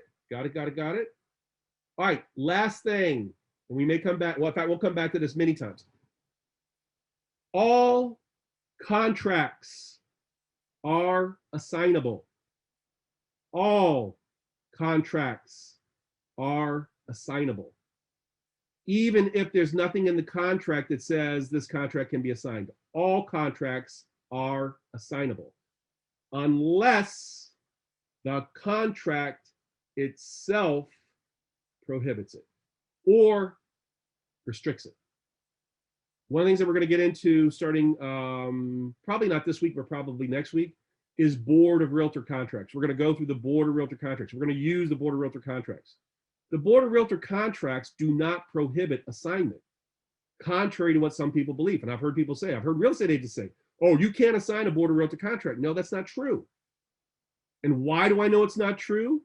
And so have you read every Board of Realtor contract? Pretty much every county in America or township in America has a Board of Realtors. Pretty much every state has a Board of Realtors. Many cities have Board of Realtors. Sherman, how could you possibly say that you have read contracts for somewhere close to 300 plus types of contracts, 500 maybe, and say with any certainty that that the Board of Realtor contract doesn't prohibit, I use that word, prohibit assignment? I say simply this: it would be unconstitutional. The Constitution itself says contracts are property. They have value. And as the owner of property, you have the right to sell your property. No, you don't have the right to sell the piece of real estate, but you do have the right to sell the contract that allows you to buy the piece of real estate. That's protected in the Constitution. The contract itself can specifically prohibit it, but most Board of Realtors won't go that far because they're not willing, they're not wanting to see a bunch of legal challenges on contracts. So instead of prohibiting outright the assignment of the contract, it just limits it. by putting language in that says something to the effect that the contract is not assignable without the written permission of both parties. Well, without the written permission of both parties is not a prohibition, it's a limitation. And there's a difference. Like, oh, Sherman getting all legal on us. Didn't you say you weren't a lawyer, Sherman? No, I said I got an A in my contracts class. I know this stuff. Prohibition is not the same thing as limitation. If I say to my son, you're not allowed out of the house after dark, that's a prohibition. If I say to my son, yeah, go ahead, but be home by 11, that's a limitation.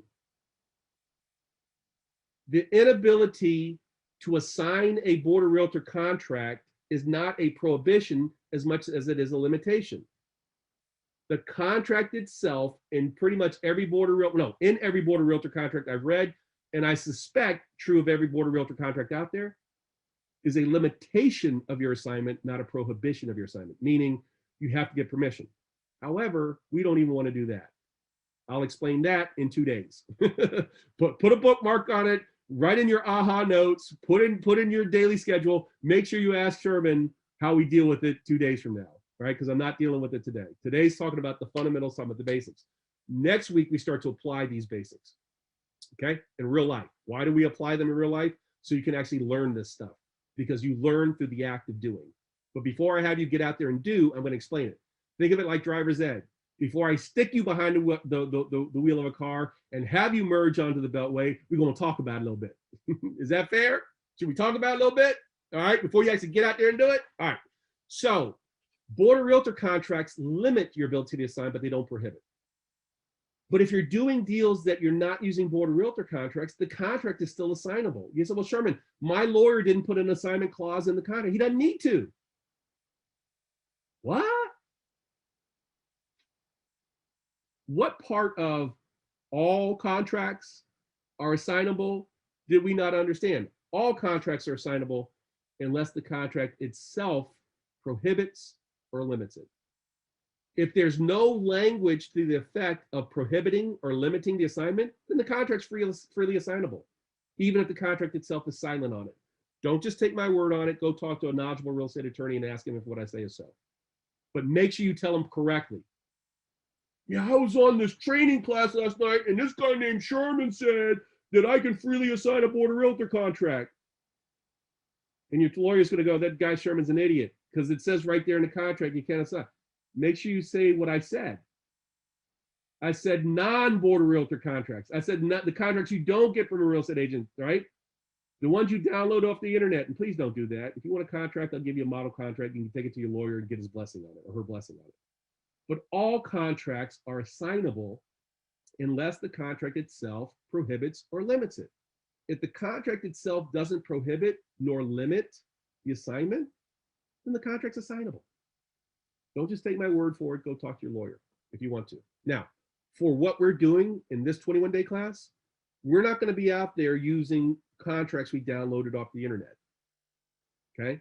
I'm going to give you a model contract that is being used day in, day out. The same contract I recently used to buy a property, make $109,000 on. That's the contract I'm going to give you. It's a board of realtor contract. I will point out to you the limitation of the ability to assign it, and I will show you in 2 days how to work around it, okay? But for tonight, today, talking about core fundamental stuff, 8 things need to be in the contract to make it valid and enforceable, and all contracts are assignable unless the contract itself limits or prohibits it. Any questions on that? Please ask through the chat. Do not unmute yourself, because I will mute you right back. I don't want to get in the habit of having conversations with folks outside of the chat, because I want this to be preserved. All right, so question is, I got some questions here. Bird dogging need contracts. We're going to talk about that in a second. Hold that thought. What if a person wants to gift a property to someone that they are not related to? Would that fall within lawful consideration? Would that fall within lawful consideration? Most people do deals with people they're not related to, but you're talking specifically gift a property. I would strongly recommend you have that conversation with an attorney when you're gifting property, because there's both legal and tax considerations that go along with gifting of property. How do you handle, both for you and for the recipient, things like stepped up basis, et cetera, which is well beyond the scope of this class. But you know this is Real Investors, so you know we have a class for it, right? How do you handle making sure that the person has the legal right to sell the property? Very good question. Or enter into the contract to sell? Very good question. So as Ronald Reagan so famously said, trust, but verify. Feel free to write that down. Steal it from me because I stole it from Ronald Reagan. Trust, but verify.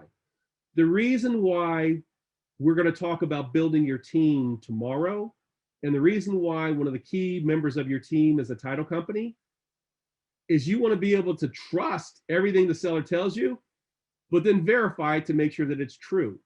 And the person on your team who's responsible for verifying the ownership of the property and the person who's selling you has valid ownership is your title company. That's their job. And they will be giving you a policy, and or whoever ultimately buys the property a policy, so that if in fact they made a mistake, you have money to rectify the situation by calling in the title policy, okay? So that's how you do that. So how do you make sure that they can legally sell you? You go through the title process to make sure, to identify who the owners are and to make sure that they are one of the owners. And then how do you know they can enter into a contract? You want to ask them questions. You want to kind of make sure they're in the right mind. And if they appear like they're not in the right mind, if they look like they're a little young, you may want to ask them about their age. If they're representing a parent or they're representing somebody, you want to make sure they have power of attorney. But for the most part, you don't have to worry about any of that stuff in this class, because this class is about getting your first deal done in 21 days or less. So we're going to totally streamline that process so you're not dealing with that stuff. I'm gonna show you a way to go after properties a very specific way that you don't have to worry about that stuff for now. You'll have to worry about it later, but later is later. This is now, okay? All right, and then somebody said no, and I have no idea what that means. Will we go over non-realtor contracts? Yes, at the very end of the class, we'll talk about specific contract vehicles, and I'll give you some sample contracts that will be clearly marked, what's called watermarked, which means you can't just run out and use them.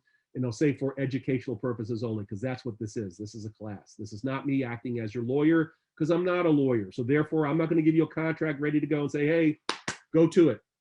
That's the job of your lawyer. Now, having said that, if you decide to engage me, and I'm going to tell you in a couple, and not tonight, but tomorrow and the next night, why you may want to engage me for free as your real estate agent, or somebody else here at Real Investors as your real estate agent for free, because we're getting paid by the other side.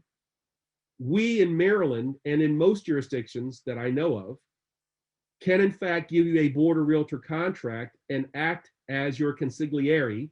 If you don't know what that word means, go watch The Godfather this weekend. That's your assignment, that's your homework. Watch The Godfather. Find out what Sherman means by consigliere, right? I can act as your consigliere, your guide, your mentor, your coach, and your agent. And in Maryland, I can give you a board or realtor contract. I can walk you through that contract. I can explain what's in that contract. And by the way, we're going to do that. And then have you use it. Tell you can go hire a lawyer, but most people, quite frankly, don't. But I can do that because I'm not giving you legal advice. I'm acting in a capacity as a real estate agent, advising you specifically what's in that board or realtor contract. We can do that in Maryland. A handful of other jurisdictions, I know for a fact, New York won't let you do that. In New York, you have to hire a lawyer to explain the real estate contract. But in Maryland, Virginia, DC, and most jurisdictions that I do business, the boards of realtors have already worked that out with the legislatures and have already worked that out with the legal community, so that when it's an approved board or realtor contract, you don't have to go get a lawyer, I don't have to get a lawyer, and I'm not being accused of practicing law by walking you through a board or realtor contract when I'm acting in the capacity as your real estate agent. So if you hire me in the capacity of being your real estate agent and I walk you through the contract and you use the contract, we're good to go. If I give you a non-board or realtor contract, then I have to put the stipulation on it that this is for educational purposes, and the document I give you will have to say for educational purposes only, and I will also give it to you with the understanding that whatever I tell you and whatever I describe as how I use it, I'm still going to say, now go see your lawyer before you actually use that document. That's for non-board or realtor deals. That's for non-MLS deals. But for MLS deals, board or realtor deals, deals that are being done, and oh, by the way, in the world of residential real estate. That's 80% of the market anyway. So guess where we're going to start, folks? We're not going to start on the 20, we're not going to start in the 20% of the market that's sort of in the deep, dark recesses. We're going to start in the market that's 80%, where people actually say, I'm so motivated to get rid of this property, I'm actually hiring somebody and willing to pay them and the real estate agent who represents the buyer to get this property moved. That, when you start putting money on the line, that's serious, real motivation, as opposed to, well, I went to Home Depot and got a for sale by owner sign and I stuck it in the yard, but so far nobody's offered me the $1 million I think my property's worth, even though all the properties in the neighborhood have only been selling for 500,000. But my neighbor told me he got $1 million, but because I don't have access to MLS, I don't know if my neighbor's lying to me. Got it? So yes, by all means, we're going to go over both border realtor contracts as well as non-border realtor contracts. And realtors represent 80% of the market for residential. And pretty much anything that's being handled by a realtor is going to be in the MLS. So 80% of all single family house transactions are going to go through the MLS. And I'm going to give you access to the MLS, not today, but in the next couple of days. Keep coming back, right? We'll give you access to the MLS, and we're going to go through the border realtor contract. I'm going to show you how to fill out the border realtor contract. We're going to do it together and do it well enough that you can do it on your own. And I'm more than happy to look over your shoulder after you've done it on your own a couple of times. Hint, hint, homework, Monday night. But when it comes to non-border realtor contracts, I'm just acting as a teacher because I can't act as a lawyer. Does everybody understand the difference between those two? Yes, yes, yes. Okay, great. All right, so we talked about the 8 kind of fundamentals of contracts, contract law. Now let's get into the difference between bird dogging and wholesaling. Then I'm going to show you a quick case study, and then I'm going to give you your homework assignment for this evening. All right, so bird dogging. A lot of people get confused between, what's bird dog versus wholesale. Aren't they really sort of the same thing? Aren't they kind of like just sort of talking the same thing? The mechanics of bird dogging is very, very, very, very, very similar to wholesaling, but they really are two very distinct, different things. And they come from two very distinct, different places. The one thing they both have in common is that both of them are strategies for generating quick cash. And because they're both strategies for generating quick cash, sometimes people confuse and think bird dogging and wholesaling are the same thing, but they are not. They're two distinctly different things that come from two distinctly different places. So, what are they? Bird dogging is where you monetize your knowledge of a business, specifically real estate opportunity, and bring the parties together and earn a fee for your efforts. Do I need to say that again? You want to write it down? You may leave it up there on the screen. Can you guys see this on the screen okay? Give me a thumbs up if you can actually see bird dogging and the definition of bird dogging. Okay, so bird dogging is where you're monetizing your knowledge. You know somebody has a property for sale, you know somebody's looking for a property, you put the two parties together and you ask to get paid. Key is monetizing. Like, you can do this as a hobby if you want, but for the most part, I don't teach real estate as a hobby. I teach real estate from the vantage point of let's get paid, right? So monetizing your knowledge. So how did you come about that knowledge? Well, maybe it was a cousin, maybe it was a relative, maybe you were walking around the neighborhood and you saw something, you had a conversation. It doesn't really matter how you came to a knowledge of the fact that somebody was looking for a property to sell, or let me say it this way, somebody had a property to sell and they were looking for a buyer, or you were working the angle of, some buyers because you're hanging out with the folks at Real Investors and coming online to the Demicka workshop, and you have knowledge of a buyer. Somehow, some way, you help the parties get together. And in exchange for getting the parties together, if a transaction was consummated, you're looking for a fee. Now, in most places, most jurisdictions, and I can speak fully about DC, Maryland, Virginia. I can speak less so about outside the region. Generally speaking, in the Maryland, DC, Virginia region, if the property is outside of DC proper, the typical mechanical way that this happens is you find a buyer and help bring them a deal, or you know a seller and you bring them a buyer. And typically it's the buyer who's paying the fee, and typically the fee is paid after the deal closes. That's the kind of typical way that it goes down. And also kind of typical in that approach is, again, you get paid when the deal's done. In DC, it's a little different because DC, Washington, DC is so hot and has been so hot for so long. Oftentimes, just putting somebody onto the trail of a deal, you can oftentimes get paid once that first contact is made. You tell somebody, hey, so-and-so down the street's got a property for sale. Let me go ahead and introduce you. You introduce them, they agree to do business, and there's a signing of the contract between those parties. Oftentimes in DC, you'll get paid then and there, okay? Now, question is it legal? Is it legal? Well, the answer to that is that every jurisdiction looks at real estate activities a little bit different. What you should see on your screen right now is Code of Maryland Regulation. Are you guys seeing that on your screen, Code of Maryland Regulation? Yes? Okay, good. So here's what Maryland says.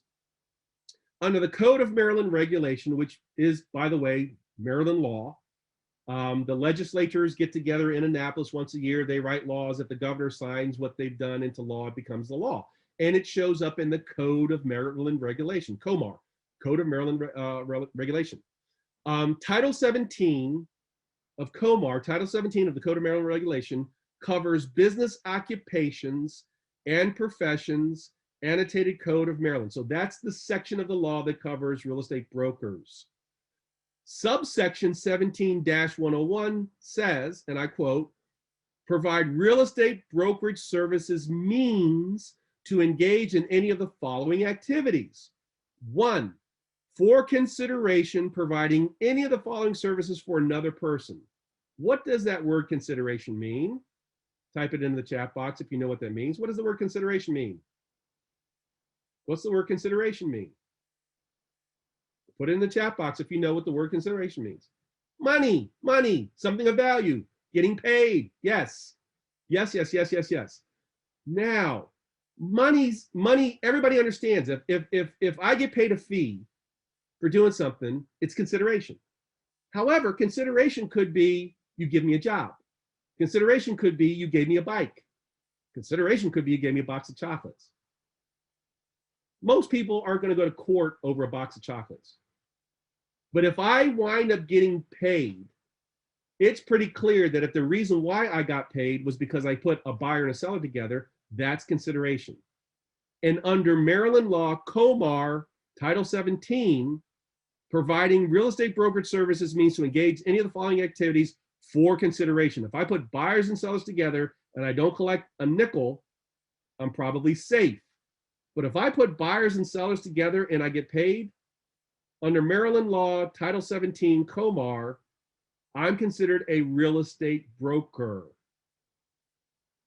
I'm considered a real estate broker if I get paid for putting people together. And under COMAR, Maryland law, I must possess a license to be a broker. Y'all see how that works? If you're with me, give me a thumbs up. I once told somebody bird dogging is illegal. In fact, I've oftentimes said bird dogging could be illegal in the jurisdiction where you are, because this is not federal law, this is state law. And therefore it varies state by state. I'm citing to you line and verse of the Maryland law. I'm not talking about Delaware, I'm not talking about DC, I'm not talking about Georgia or Louisiana, I'm talking about what the Maryland law says. And I've literally had people challenge me to say, bird dog is not illegal. I looked at the law and I didn't see the word bird dog mentioned once. Really? Seriously? If the law says you have to have a license to do a certain thing, and you don't possess that license, you kind of sort of breaking the law. And the law doesn't have to specifically say, to be a bird dog, you must have a license. And if you don't have a license, and you're a bird dog, no, that's not how laws are written. Laws are written kind of like sausage is made. Careful what you see, because you can't unsee it. And this is the way, by the way, this is the way it happens in most states. You're not gonna go onto Google and say, okay, I'm gonna Google Virginia law and I'm gonna search for the word bird dog. It'll never show up. But if you do search on Google for Virginia law pertaining to real estate brokerage activities, you'll see very similar kind of language. Anybody who provides a service for a fee in the real estate industry in just about any state probably has to have a license for that service, unless they're acting on their own behalf. If I go out and I buy a house, if I go out and sell a house, I don't need a real estate license. If I go out and help somebody buy a house, if I go out and help somebody sell a house, and I charge a fee for providing that service, if the law says I need a license to do it, I need a license to do it. Maryland doesn't specify how many transactions. So you remember how I talked about Peggy Cooper Kafertz being able to get the DC legislature to rewrite the law so she could get her $1 million bird dog fee? The way that the legislator wrote the law in DC was if you did 5 or fewer transactions in a year. And specifically spelled out, if you facilitate and help a transaction go through and you do X. Now, I think they've closed that loophole in the prevailing years, because we're going back almost 20 years that happened. But the bottom line is every state will specify who does and who does not need a license. And generally speaking, if your definition of being a bird dog is you put a buyer and a seller together and collected a fee, then that's the exact same definition of real estate brokerage. And under that definition, you need to have a license. And if you don't have a license, what you're doing is illegal. Now, does it mean illegal as you're going to go to jail? No, not necessarily. But if it's illegal, even if it's just a quote unquote little bit illegal, and you have a contract with somebody like Peggy Cooper Kafertz had with Don Peoples, and Don Peoples decides to say, hey, I'm not going to pay you because you don't have a license, guess what? You're so sad, too bad, you're sorry out of luck. Unless, of course, you have the stature of a Peggy Cooper Kafertz and you can get the legislature to rewrite the law, which most of us can't. Just that little nuance, that little thing of it being an illegal act because you don't possess the license to do what you're doing, means that your contract is going to be found null and void if you have a contract. And if you do it on a handshake, like, again, it's a services contract. If I agree to help you find a deal, I put you together, buyer and seller, that technically is not real estate. And that can be done on a handshake. But the person that you entered into that agreement with can still stiff you. And I see so many new investors enter in agreements with unscrupulous, experienced investors. And at the end of the transaction, they got a property. The bird dog gets nothing except they got an experience now. And they know better. So generally speaking, I don't recommend that you bird dog anyway, because quite frankly, for this almost the same amount of effort, there's a couple more steps, but almost the same amount of effort, you could actually wind up being a wholesaler and make 5 times as much money. Having said that, knowing how to bring people on board your team as bird dogs and actually enter into contracts, or even having an oral agreement or a handshake, but actually honoring your end of the commitment. If you tell somebody, hey, if you find me a property in Capitol Heights, I'll pay you $1,000, and they find your property and bring it to you and you do the deal, pay them the $1,000. And don't get all hung up on, well, you didn't have a license and we didn't have a written agreement, blah, blah, blah. No, because that's just being unethical and being wrong. Being a jerk. Don't be a jerk. There's plenty of jerks in this business. Don't be an additional jerk. Don't be yet another jerk in the real estate business. Rise above. But here's the bottom line. If you're going to bird dog and the state you're bird dogging in requires you to have a license and you don't, you're operating as a bird dog illegally. So Sherman, are you saying that before I move any further in this real estate business, I should stop taking this class and go spend 60 hours to get my real estate license? Are you freaking insane? I'm about to teach you how to get some property, and you want to drop this class so you can go take a 60-hour class to go get a real estate license, go hang your license with somebody, and pay $umpteen thousand in fees to affiliate with a realtor? Are you out of your mind? No, Sherman didn't say that. I'm simply saying that if you're going to be a bird dog, make sure you understand the rules of the jurisdiction where you're operating. And if it says you need a license, go get the license. Otherwise, just don't be a bird dog. Be a wholesaler. You don't need a license to be a wholesaler. Why is that? Okay, let's keep going. Oh, before we do that, we need to talk about Virginia. I almost forgot. Oops. And again, I am licensed as a real estate broker, Maryland, DC, Virginia, through Reciprocity, Pennsylvania, right? Virginia's got its own unique set of laws.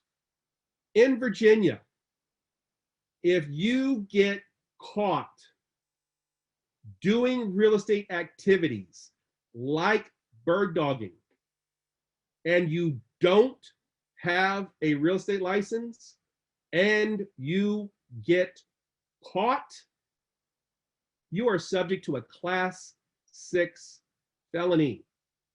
You're like, what? What the heck is that?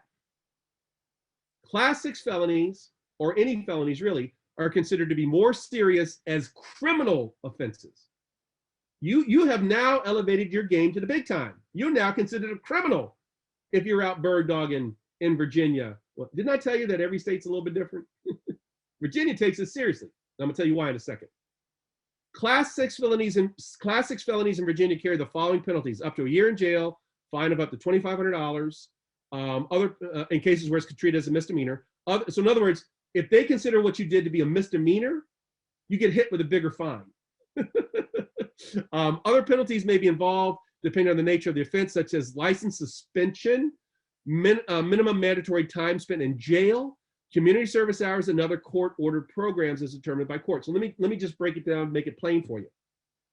If you get caught bird dogging in Virginia, you will be slapped on the wrist the first time. If you get caught doing it again, you will be charged with a Class 6 felony. If you get caught doing it a third time, you'll be permanently barred from getting a real estate license, and you will face a $3,000 fine. I don't know if you go to jail, but it doesn't matter. I know there are people in our group, many of you, who have security clearances, so I won't even ask the question. But I will ask this question, and anybody can answer it. Can you hold a security clearance if you're convicted of a felony? Anywhere? Can you hold a security clearance if you're convicted of a felony? Anybody know the answer to that? Can you own a firearm if you're convicted of a felony? Anybody want to answer that?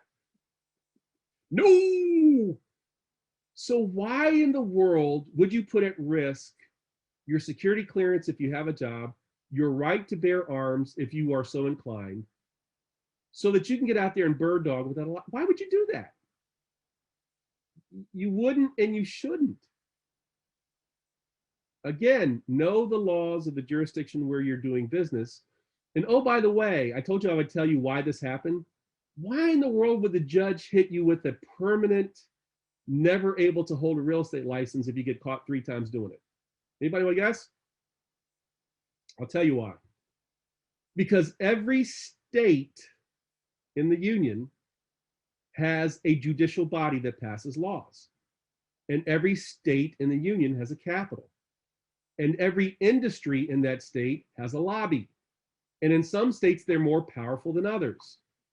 Anybody want to guess whether or not the real estate industry has a more powerful lobby or a less powerful lobby in Virginia? Clearly more powerful. So what the real estate industry is saying and getting their legislators to pass laws to say is, if you want to be out here doing what we do as real estate agents, then go get your license just like the rest of us. And if you get caught the first time, you get a warning and you're told, you want to do this, go get a license.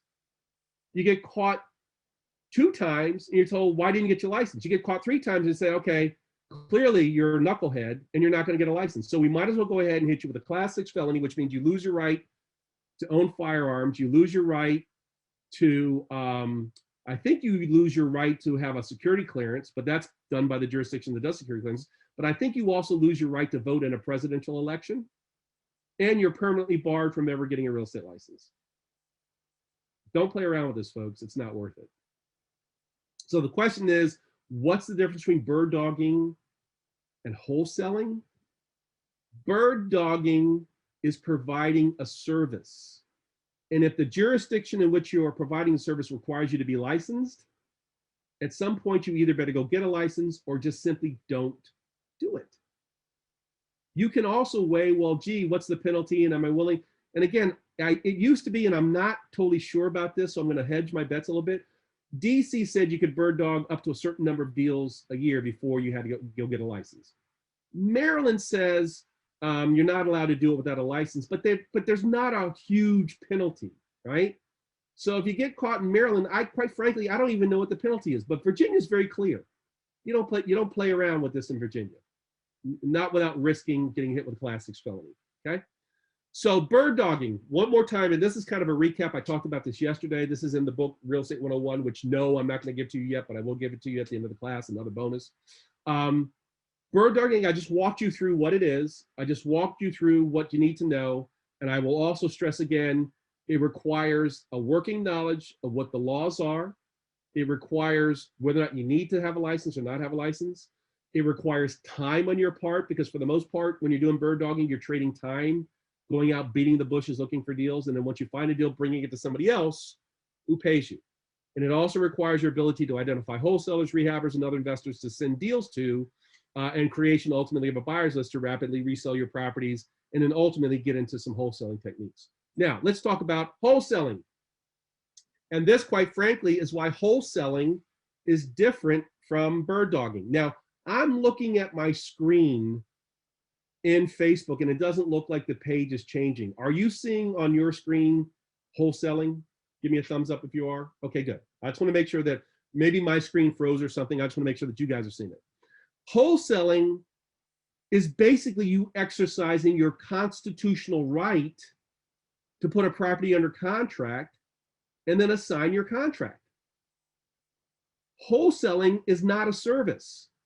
In wholesaling, you are acting as a principal in the transaction. You're not acting as a broker. You're not acting as a service provider. You're not charging a fee. You're going back to the exact same example I gave you before. Maybe there's fewer zeros or more zeros, but in the example I said of, hey, I know somebody who's got a $10 million mansion that they'll sell to me for 8. I put it under contract for 8, and I assign my contract to somebody else for 9, and I'm pocketing $1 million. That's wholesaling.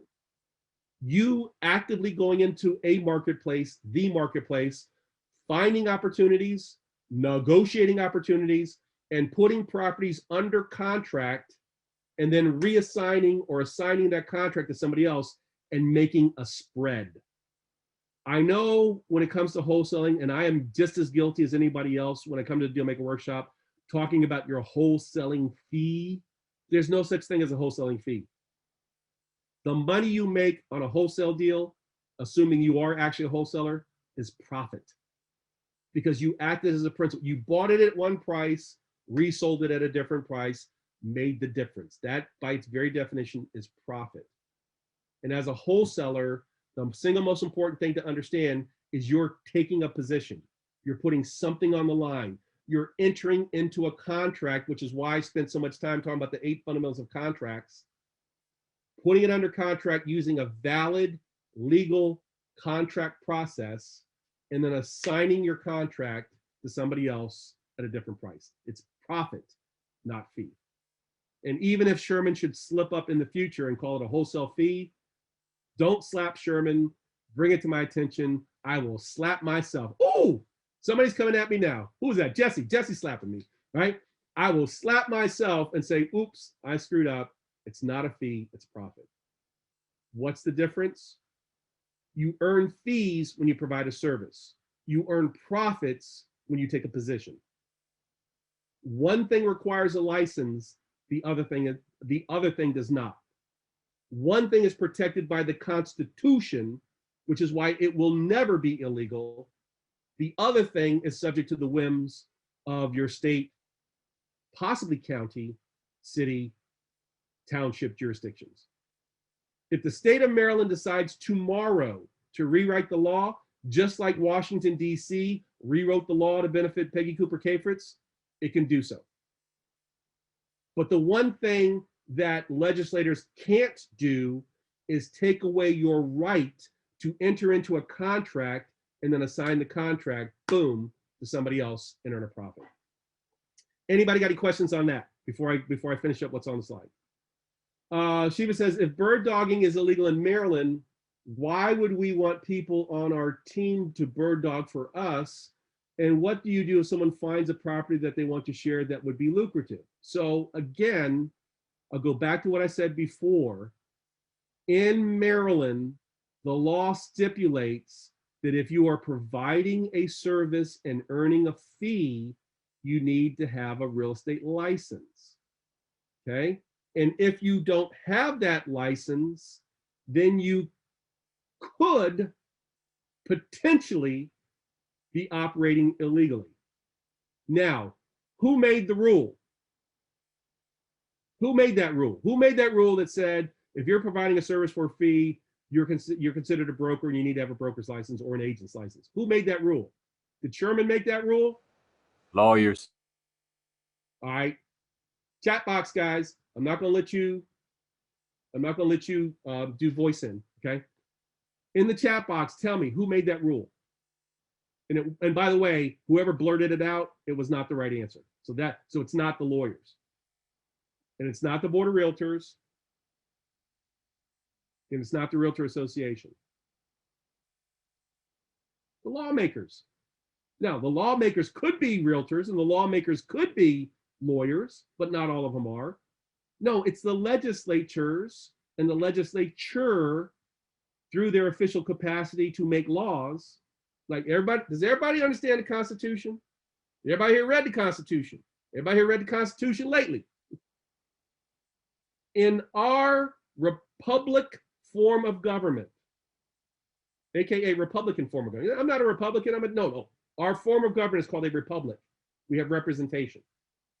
There are 3 branches of government. Part of the problem with the world today is they don't teach this stuff in school anymore. But you got to take it when you take your constitutional law class, which I didn't get an A, but I got a B+. All right, so in the United States of America, 3 branches of government. They are the legislature, and the legislature is responsible for what? What is the legislature responsible for? What is the legislature responsible for? Making the laws. Thank you.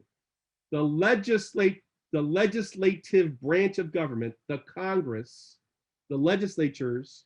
In Maryland, it's senators and delegates.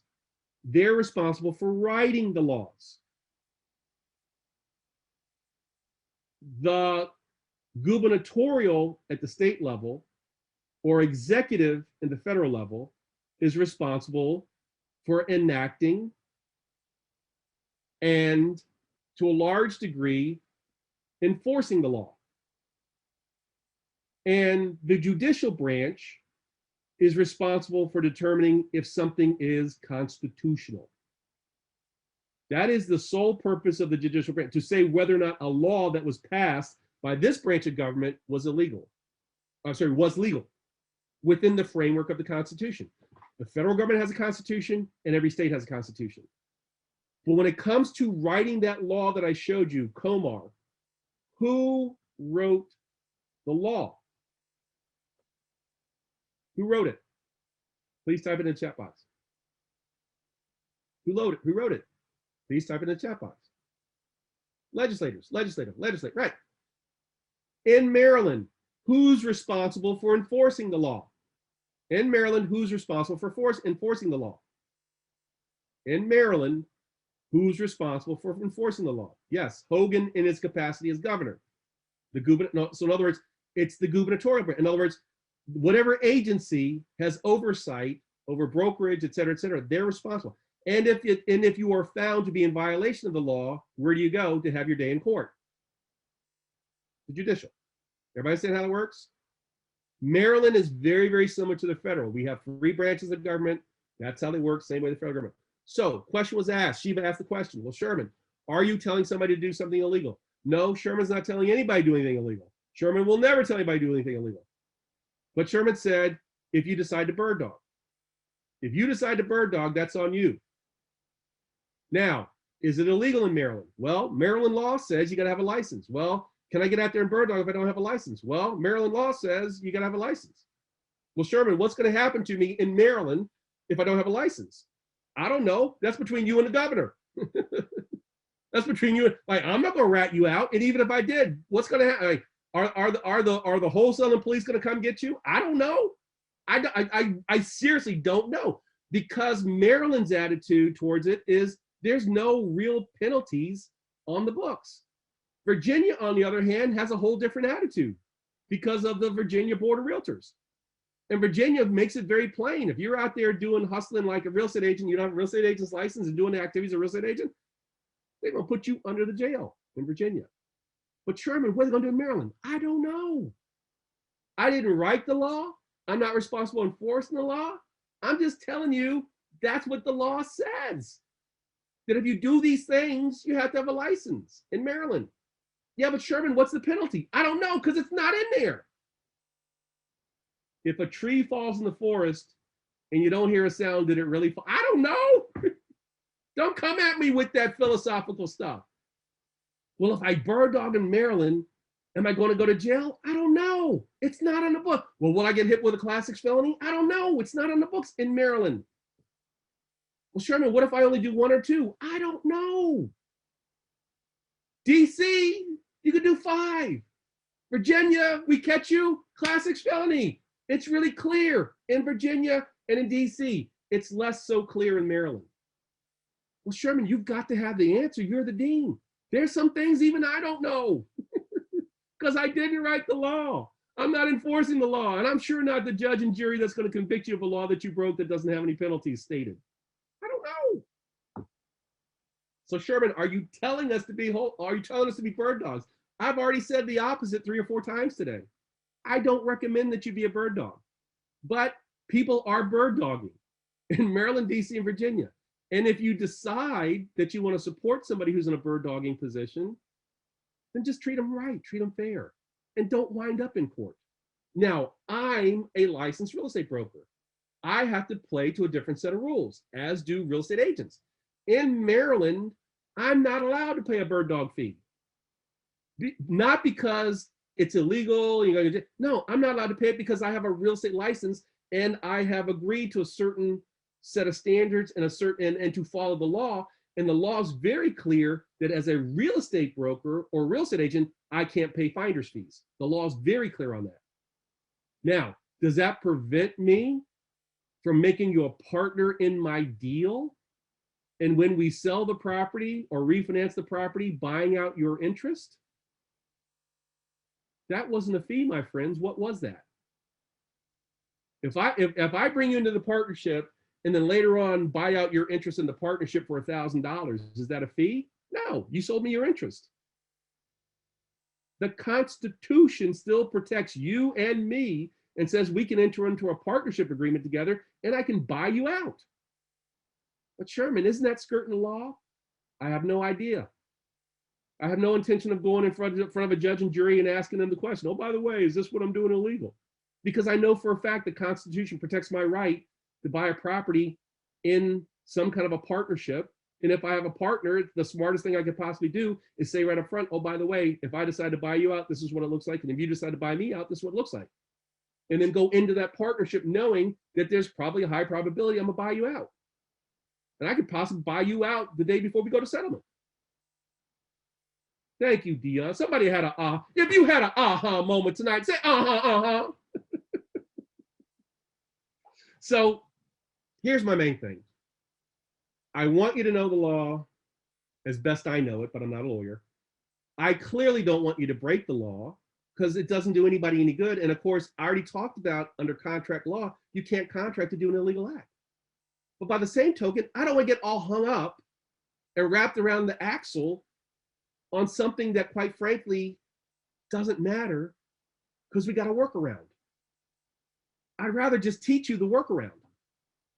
Does that make sense? Are you guys okay with that? You guys cool with it? I'm like, okay, here's what I know. Here's what I know, not only from law school, A+. Did I say A+? I'm sorry, it was only an A. It was a B+ in constitutional law. It was an A in contract law. But more importantly, I've been a licensed real estate broker / agent for almost 40 years.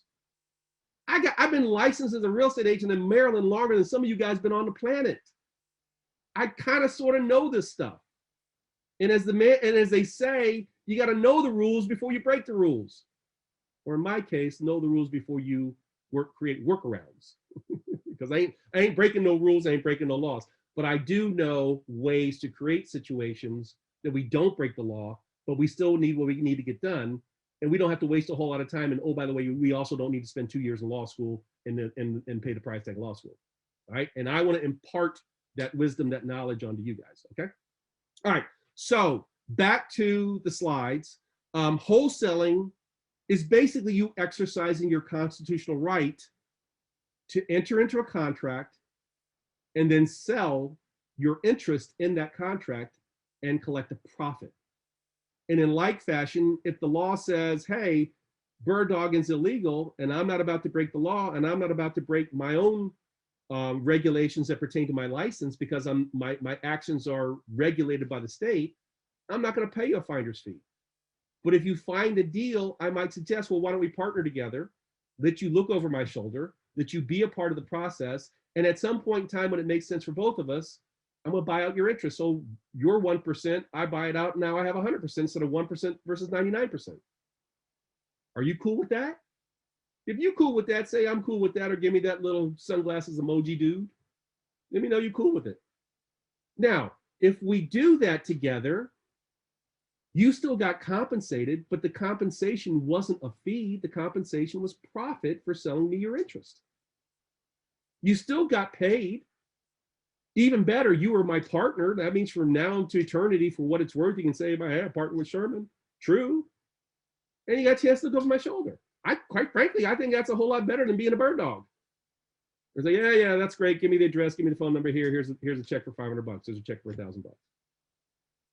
I don't recommend that you be a bird dog, but if you choose to use bird dogs and you're not a licensed real estate agent and you're not a licensed real estate broker and you can pay finder's fees, just treat people right. And understand they're at risk for what they're doing and you can fully take advantage of them. Just don't do it. And if you're in a jurisdiction that bird dogging is illegal, structure your deal so it's not a bird dog fee, it's a profit. And if you are a licensed real estate professional, licensed real estate agent, licensed real estate broker, don't pay finder's fees knowing full well that it's illegal. Form a partnership and then dissolve the partnership and buy out your partner, buy out their interest. Cool with that? Okay. Question, is bird dogging the same as being a referral agent? If not, what's the difference? Bird dogging, and let me go back to the slide, and please tell me that you can see it okay. Can you see this? They'll say it says bird dogging. Okay. Read it together with me. Don't unmute yourself. Just read it. I want to see your lips move. Okay. Bird dogging is monetizing your knowledge of a business, specifically real estate opportunity, bringing parties together and earning a fee for your efforts. What does that sound like? You know what that sounds like to me? Being a real estate agent. So at the end of the day, being a bird dog and being a real estate agent is the same thing. What's the difference? One has a license and one doesn't. If you have a license, we don't generally call you a bird dog, we call you a real estate agent, but it's the same thing. When a real estate agent lists a property for sale, is it their property? When a real estate agent lists a property for sale and the property sells, is it their profit? No, they're getting paid a fee for putting a buyer and seller. There's no difference between being a bird dog and a real estate agent, which is probably why the real estate industry wants you to have a license if you're out there doing it, because we don't want you out there unlicensed cutting into our turf. A bird dog is fundamentally the same as a real estate agent. The difference being a real estate agent has a license and a bird dog does not, but they're doing the same thing. So the question of being a quote unquote referral agent, no, if you're a referral agent, you still have a license. And therefore, if you're doing business in Virginia and you're a referral agent, you're not violating any law. Virginia's just making it really plain, really clear. If you're going to be anywhere near assisting people to buy real estate, you got to have a license. And if you don't have a license and we catch you, we're going to hit you with a Class 6 felony and let the chips fall where the chips fall. Maryland is not nearly as draconian. DC says, we'll let you do a couple, give you a little taste, but then somewhere along the way, we want you to go get a license too if you decide to make this as part of your regular profession. Now, again, am I telling people to run out and get a real estate license? No, no, no, no. Let's make some money first, see if you like this business first, and if it makes sense because you A, live in Virginia, or B, you see some value having a license, then go get a license. But learn how to make money in this business before you start talking about getting some license so you can help people to collect a fee. Quite frankly, there's more money in profits from wholesaling than there ever going to be in fees. Unless, of course, you're talking about commercial real estate. Then the money can get pretty good for bird dogging. All right. So back to the wholesaling. Okay, back to the wholesaling. Wholesaling requires exercising your constitutional right. Key subcomponents of that, we need to have a valid contract. In other words, if it's all about having a contract on a property and assigning the contract, then we need to have a valid contract. That's the reason why I told you about the 8 pieces to a valid contract. You got to make sure that your contract is good, that it's enforceable, that it's valid. Again, I've said it, I'm almost like whipping a dead pony now. All contracts are assignable unless the contract itself says otherwise. And then finally, real estate contracts must be in writing. No exceptions on that one. All right, other questions. For Virginia, does that mean to have a Virginia license or license DC? Virginia is very clear. Great question, Carlos. If you are doing bird dogging activities in Virginia and you don't have a Virginia license, as far as they're concerned, you're not licensed at all. Okay? There is no reciprocity per se between Virginia and DC and Maryland. Virginia will allow you to become a Virginia licensed agent if you're already an agent in Maryland by taking the Virginia law portion. And when you take the Virginia law portion and study the Virginia law portion, the first thing you're going to learn is you got to have a license to collect a fee in Virginia. All right, you're going to learn exactly what I just told you. It's all over that exam, along with the other stuff. All right, so Virginia means Virginia license, not coming into Virginia with an out-of-state license. The Virginia real estate lobby, realtor lobby, is very strong and very clear. If you're coming on our turf, you better be prepared to play the game the same way we are, and that starts with having a license, a Virginia license. Good question, though. All right, so next up. Wholesaling, again, looks exactly like bird dogging, doesn't it? Need to understand the laws, need to find, the wholesaling is slightly different in that I need to understand how to find and evaluate properties. I need to understand how to put properties under contract properly. That's what I'm going to teach you starting next week. Today was the primer on contracts. That's why I gave you the 8. If you need to go back into the Facebook page and watch this portion of the video again, or the portion where I talk about the 8, make sure you know those things cold.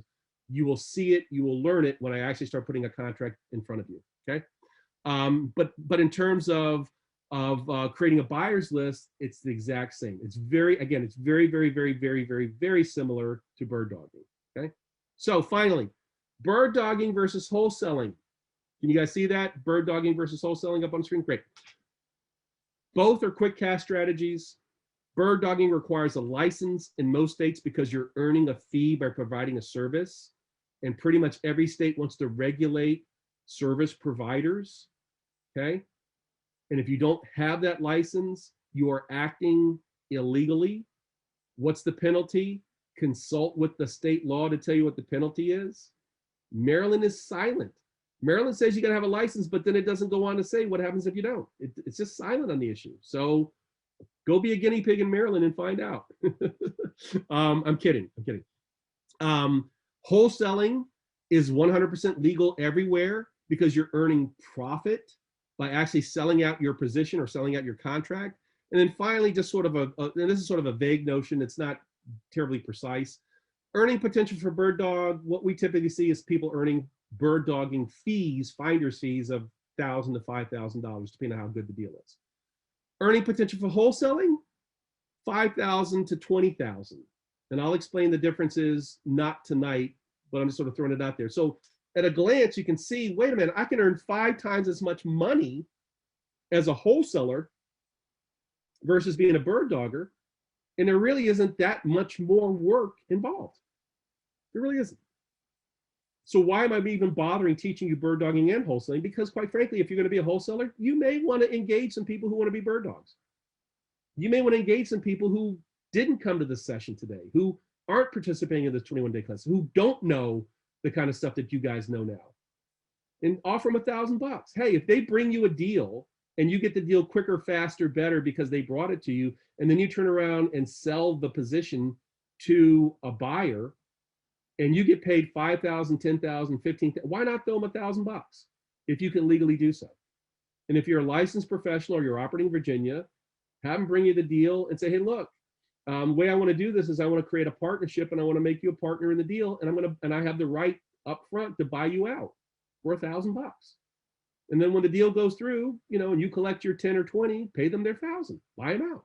Just restructure the deal a different way so you're not violating the law or violating your code of conduct or whatever it is you've agreed to do if you're licensed.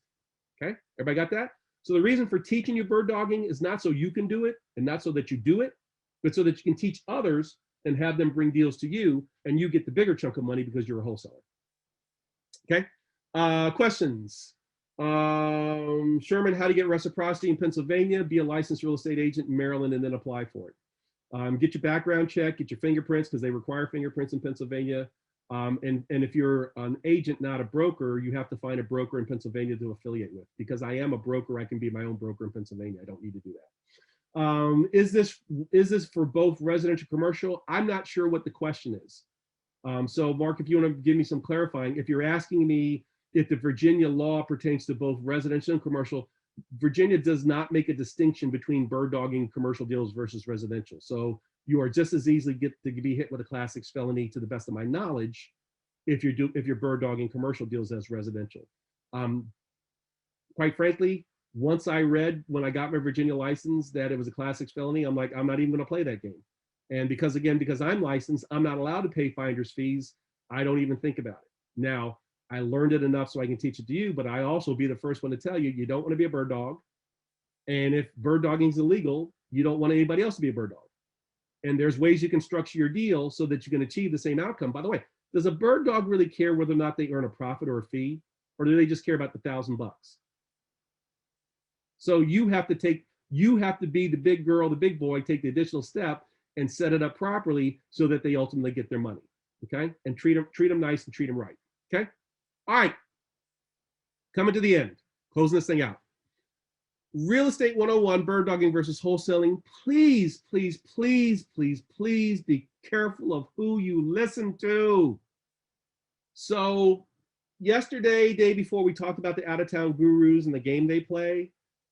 Another equally bad place to go to get advice is online forums like Bigger Pockets. Now, before anybody who's part of Bigger Pockets skewers me, and before I get the letters from the Bigger Pocket lawyers, understand I've been on Bigger Pockets since when the Bigger Pockets first came along. I've been on Bigger Pockets for years, okay?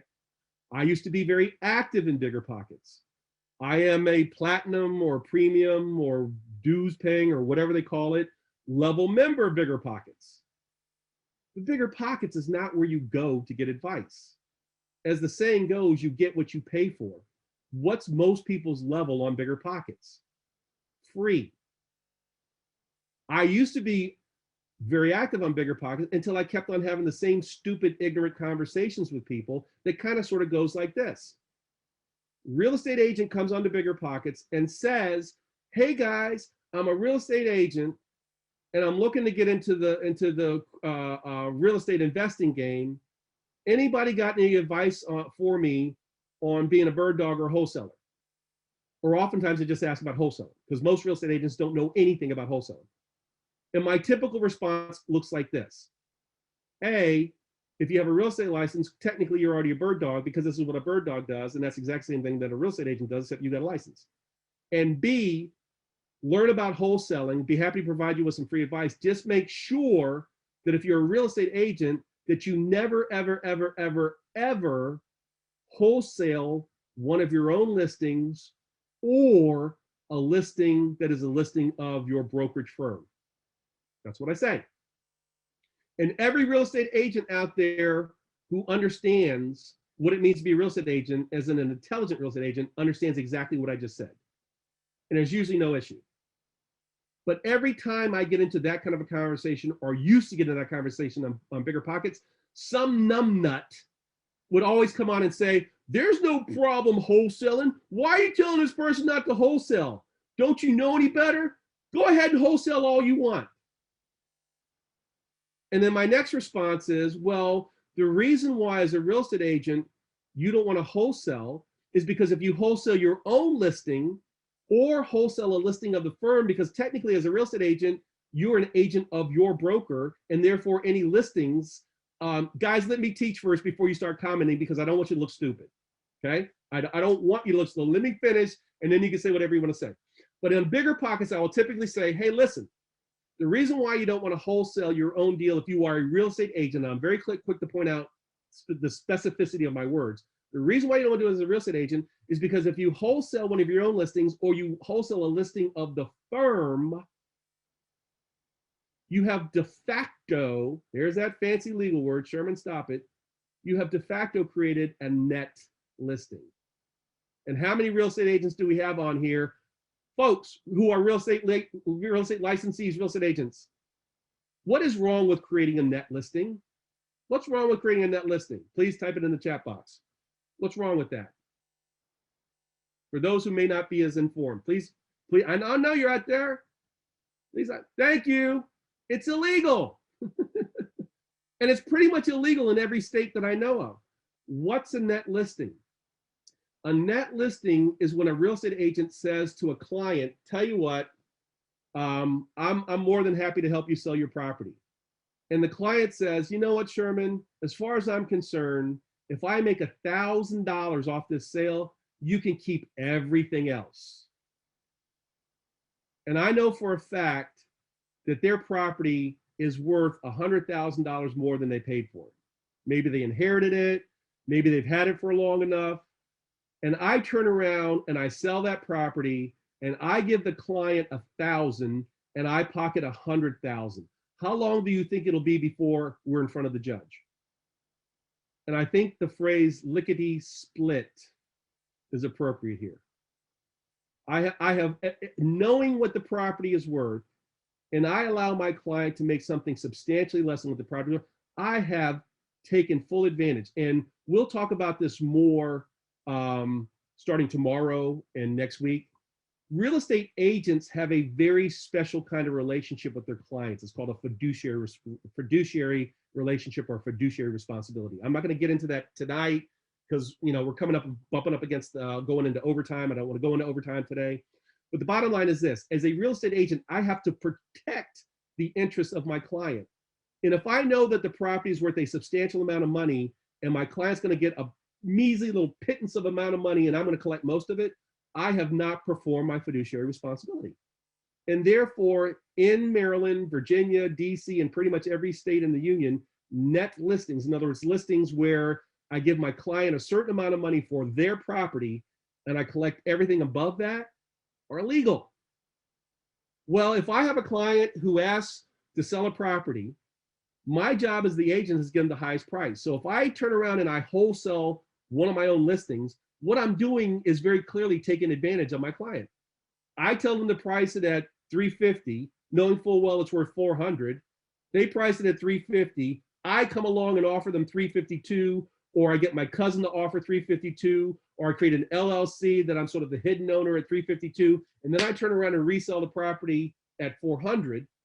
That's a net listing.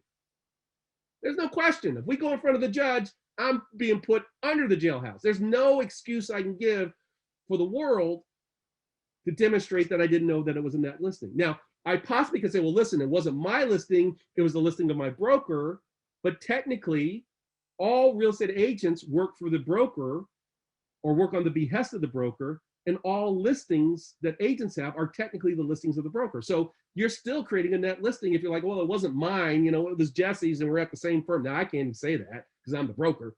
But if you were an agent, right, and you worked in the same broker, well, it wasn't really my listing, it was so-and-so, but it's the same listing of the firm. It's still a net listing. And every agent, when I say something to that effect, understands exactly where I'm coming from. Well, I do this on Bigger Pockets. You know what Numbnut says? Oh, you can wholesale anything you want. Go ahead and wholesale. Don't listen to this guy. He doesn't know what he's talking about. Nothing wrong with wholesaling. And I say to him, well, here's the situation.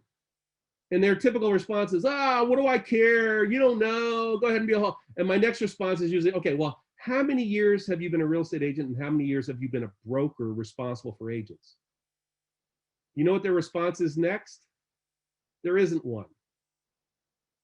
And after I had this sort of back and forth or saying that bird dogging could in fact be illegal, bird dog is not illegal, la, la, la, la, and getting into these really stupid conversations with people, I suddenly realized after doing a little bit of homework, a little bit of research, do you guys know that 90% of the people on Bigger Pockets have never done a deal? 90% of the people on Bigger Pockets have never done a deal. 10% of the people on Bigger Pockets not only have done deals, they have coaching programs. And the mistake I made was telling people, you know, here's how it really works. But I tell you what, I run a real estate school. I run a real estate club. If you ever want to come down and check us out. And do you know that that portion of my comment, time after time after time, got deleted by the moderator? Oh, you're just marketing your service. I mean, no, I'm trying to educate somebody. And they're saying stupid stuff that they don't know to people who are asking legitimate questions. And I'm answering the question. And then I'm saying, listen, if you really want to have an in-depth conversation or you really want to know more about this, come to, right? And so finally, I get an email from somebody on Bigger Pockets saying, well, you know, Sherman, you can post about your school if you become a paid member.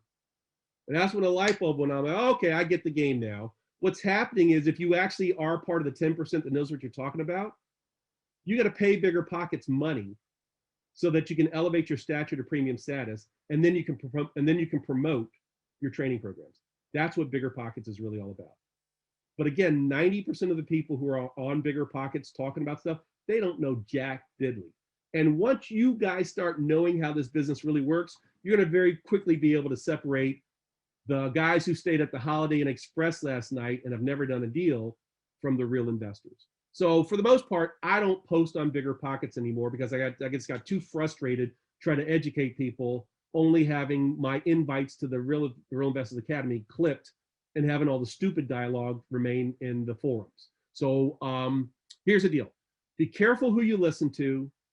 Understand you get what you pay for. And if you're out there seeking free advice, and I don't want to sound like I'm just picking on Bigger Pockets, same is true of other forums. When CRE, Creative Real Estate Online, was in existence, same is true there.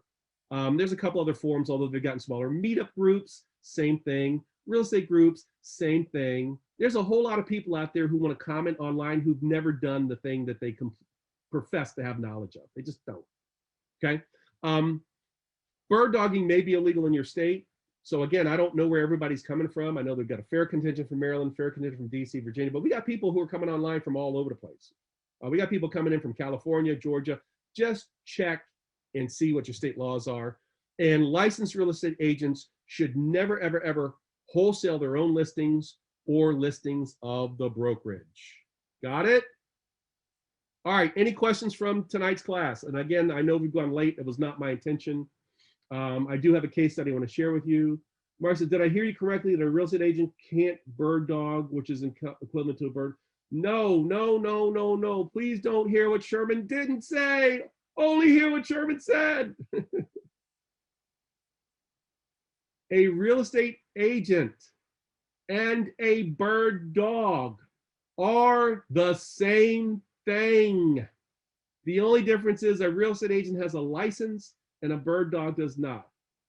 A real estate agent and a real estate bird dog perform the same functions. They're bringing buyers and sellers together and collecting a fee. That's it.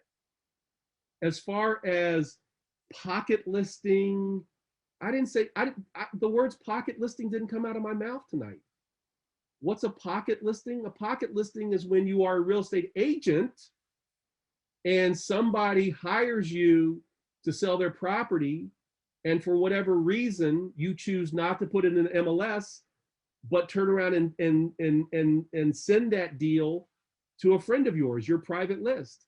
And that is very much illegal in pretty much every jurisdiction. I won't say it is in every jurisdiction because some jurisdictions haven't outlawed it yet, but pocket listings are illegal in Maryland, DC, and Virginia. You can't get a listing from a client and then turn around and shoehorn it to one of your buddies or one of your other clients, and it never sees the light of day, because that means that that client who sold the property never had that property fully marketed. So that's what a pocket listing is. And a pocket listing, by definition, is in the world of real estate brokerage. Bird dogs don't do, to the most, well, I shouldn't say don't do, they may do something similar to like a pocket listing, but bird dogs, because they are unlicensed, aren't subject to the regulation, except the regulation says you have to have a license, which is like, that's the all-encompassing regulation. If you're going to do this stuff, you need a license and follow the rules, same rules everybody else does. All properties have to be listed in the MLS and can't go to private mailing list first. For the most part, yes, that's true. However, if the client says, I don't want my property placed in the MLS, if the client says, Sherman, the reason I'm coming to you is I know that you've got a big following, or you got a list of people, and I only want you to market it because I don't want my neighbors to know what's going on. Okay, I'm gonna do what the client says, but I'm also gonna make the client sign a piece of paper saying he made me do that, because when the deal goes through and he finds out he could have got $100,000 more if he had put it in MLS, and he decides he wants to take me in front of the real estate commission and have my license revoked, I'm gonna pull that piece of paper out of the file that says, I told him to put in MLS, I advised him to put in MLS, and he told me 3-4 times and he didn't want me to do that. And I followed his instructions. And at the end of the day, he's the client. I have a fiduciary responsibility to my client, and I did what my client asked me to do. Got it? Okay. All right, any other questions? Not you, from somewhere else. Okay, fair enough. Appreciate that, Mark. Thank you very much. Hopefully I explained both to your satisfaction and what you needed. Hopefully I gave you what you needed. All right, anybody else got any questions before we go ahead and hit the case study for tonight? Going once? Going twice? All right, here we go. You guys ready to take some notes? Do your ahas? Here's our case study for tonight.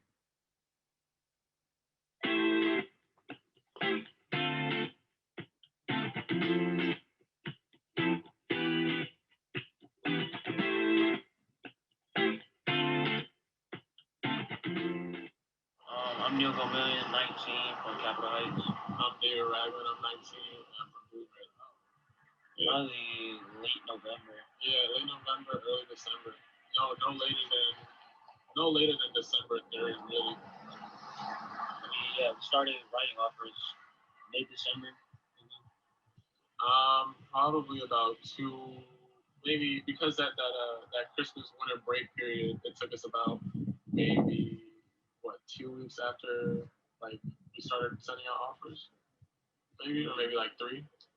Yeah, 3 weeks, 2 to 3 weeks. I was browsing the MLS. This is one of my houses where I found, and what we do is we have different zip codes. So he sticks to a certain zip code and I do. So it was in Capitol Heights, which is for me. And I saw the house, so I put up an initial offer for, I want to say around 140, maybe. And then we they countered offer us back with 160, and we settled on 155. It's in pretty good shape, honestly. It really just needs a fresh coat of paint and new countertops. Yeah, and the biggest thing probably is the cleanup. Yeah. It was an as is property, so the seller left a bunch of their stuff in there, so most of that is going to be cleaning that out. Yeah. So honestly, all in all, at the end, the written estimate was a range of 14 to 18K, and then an extra 2K to put a bedroom in the basement if the whoever we're wholesaling into wanted to do that. So first we'll go through HomeSnap mainly. Our main platform is HomeSnap. So as Neil said, we go through our different zip codes, searching through those zip codes and find houses that are either 2-bed, 2-bathroom, or 3-bed, 2-bathroom, yeah, and under about 280,000. And once we find houses that are for sale under the MLS, we'll take those MLS numbers and send out offers to the listing agent, because every house under the MLS has a listing agent, and we'll take those MLS numbers, get their contact info, and send them our offer, which is typically about 60% of the listing price. So we'll do that, and 60% is mainly just to get some feedback back from a counter offer or our highest and best back from the listing agent, and that's when we send out our either our not necessarily maximum allowable offer, but maybe $10,000 to $15,000 less. It just depends on all the factors. I mean, we literally take from the real investors offer contract, we print out the six specific pages that need specific info that matter for each specific house.